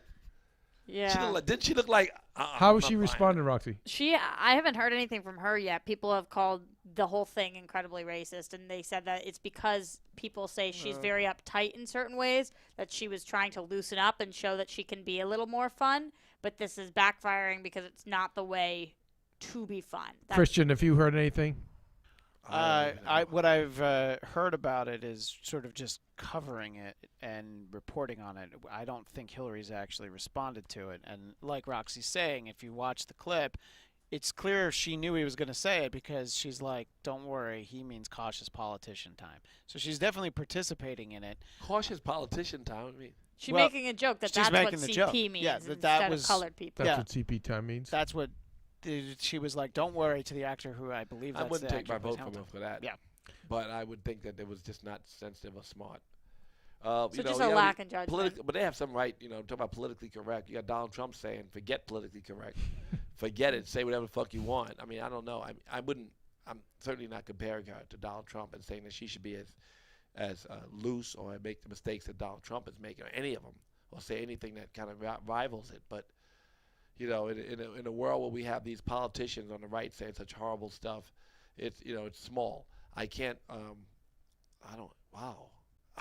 That's crazy to me. And I mean, I think right now I'd be careful. I would never want to make that joke. Think about how many people signed off on that too. Yeah. Yeah. So the think mayor, about how many people signed off on it. Exactly. That's right. Bad play calling. So recently, tonight, I guess it must have been within that last hour or something, the mayor went and talked to CNN, and he said it was clearly a staged show. It was a scripted show. The whole idea was to do counterintuitive by saying cautious politician time. Every actor thought it was a joke on a different convention. There was the whole idea. I think people are missing the point here. No.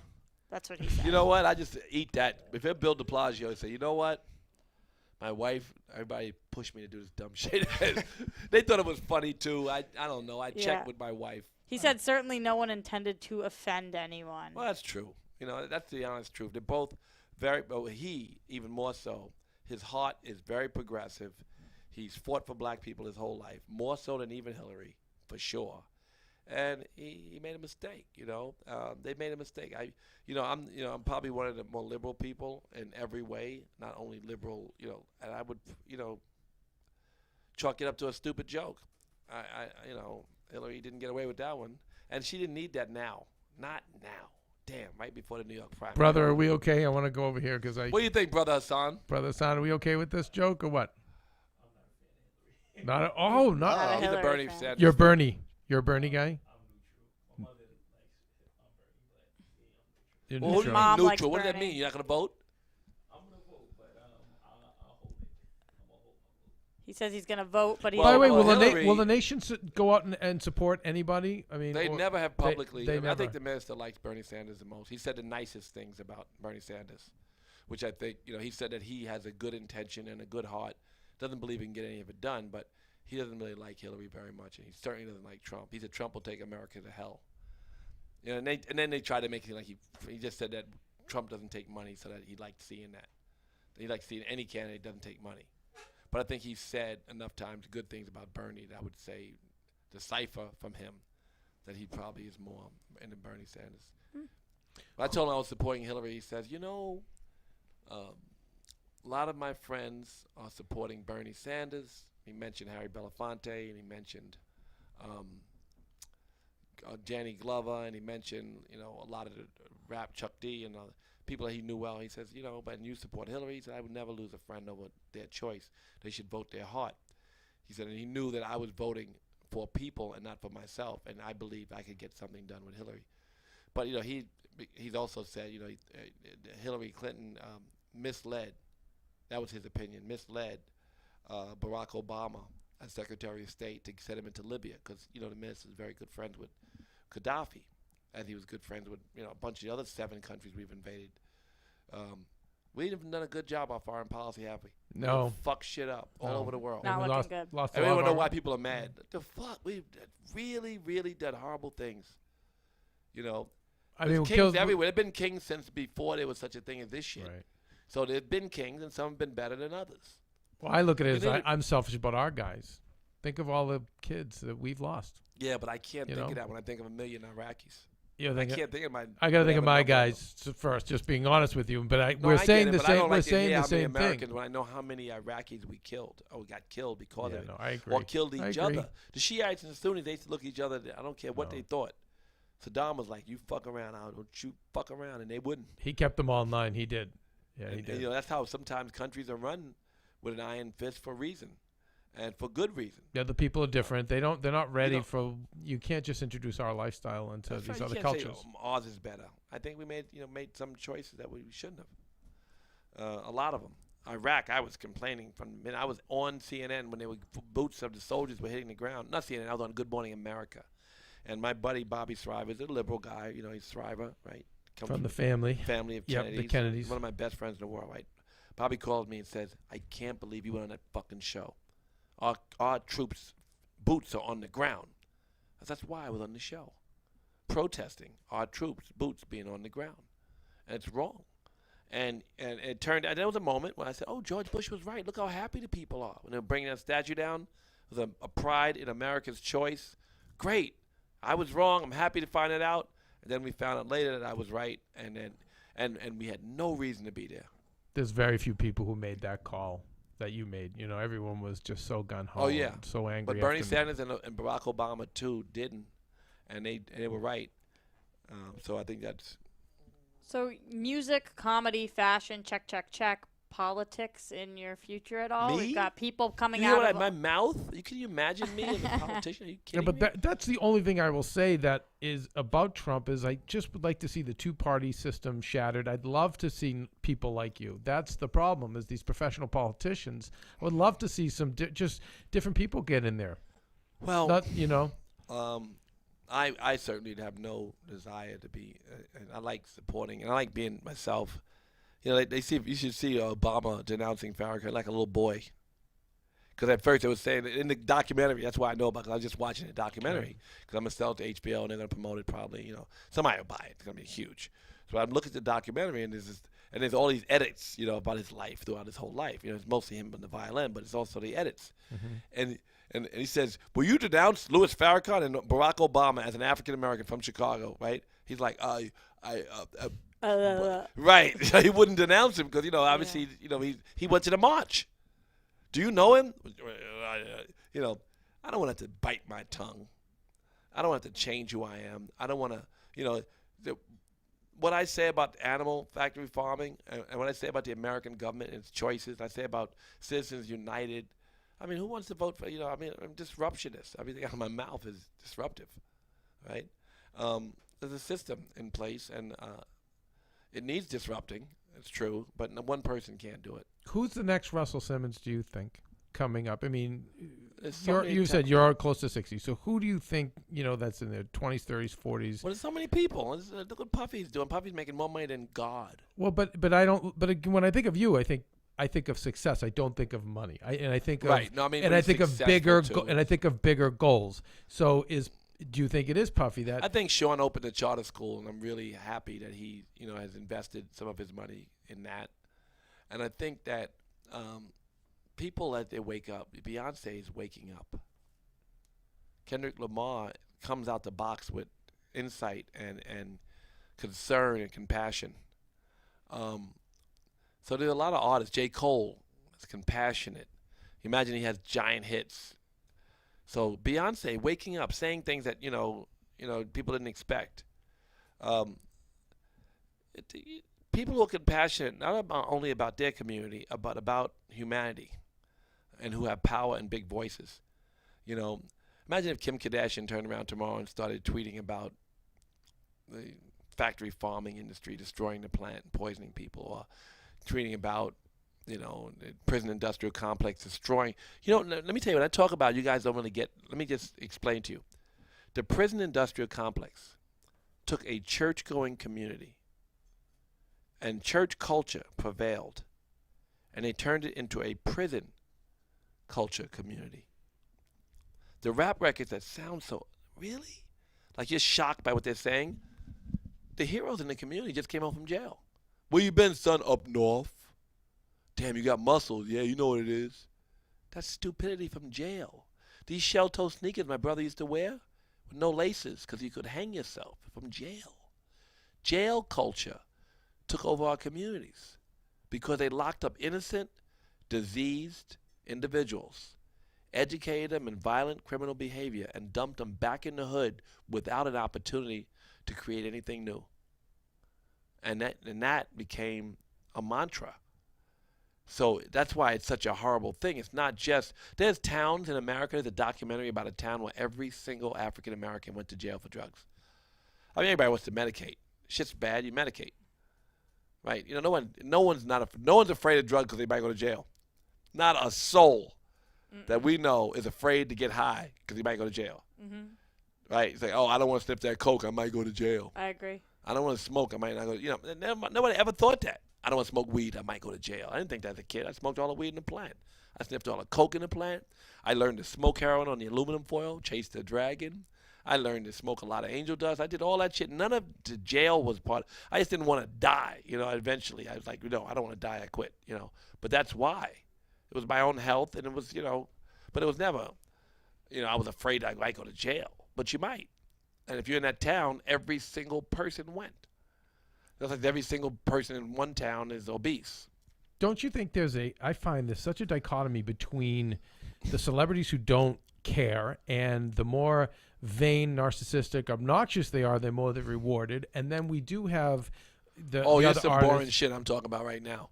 But right? but no, if I but was talking about the new chinchilla I bought, it might be more interesting. But I find that's what concerns me is that I do see some of the reality stars, and the more obnoxious they are, the crueler they are, the more rude they are, the more narcissistic they are, the more they're rewarded. And I find a lot of people aspire to that, and that's what's scary.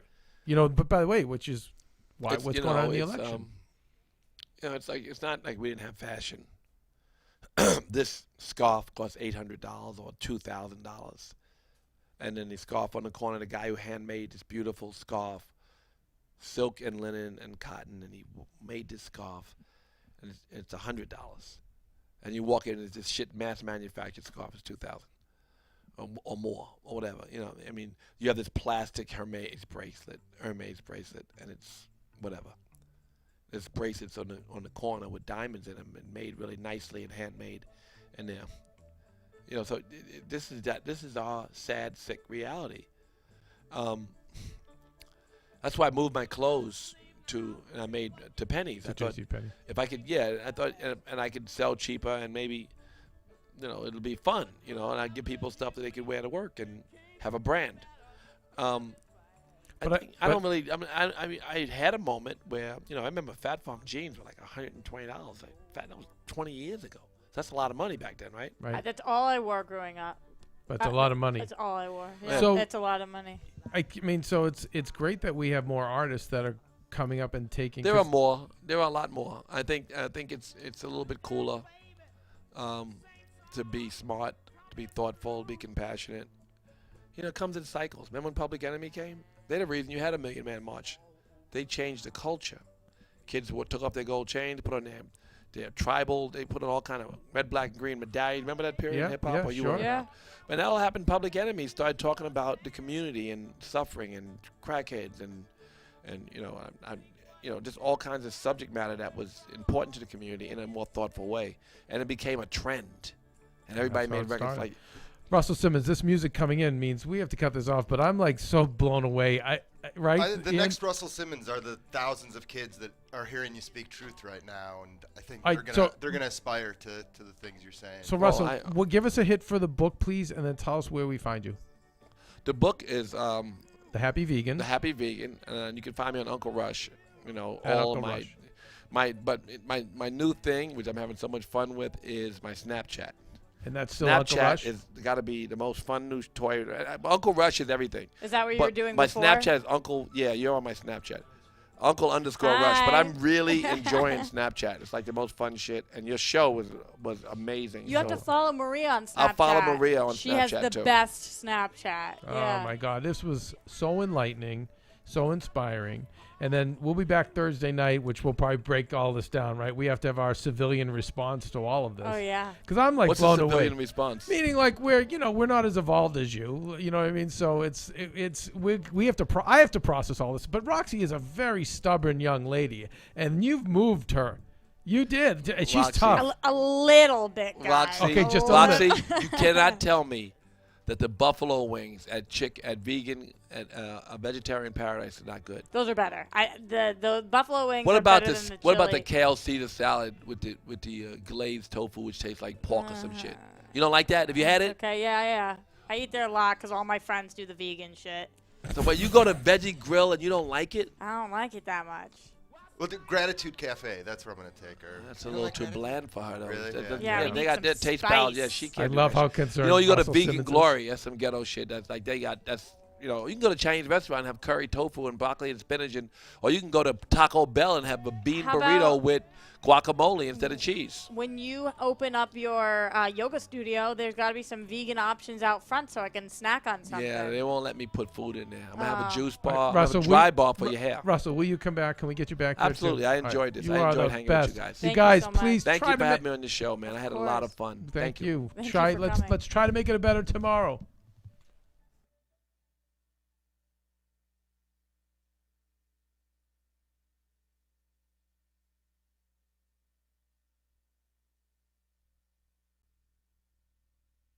Thanks for tuning in to The Tomorrow Show with Keven Undergaro.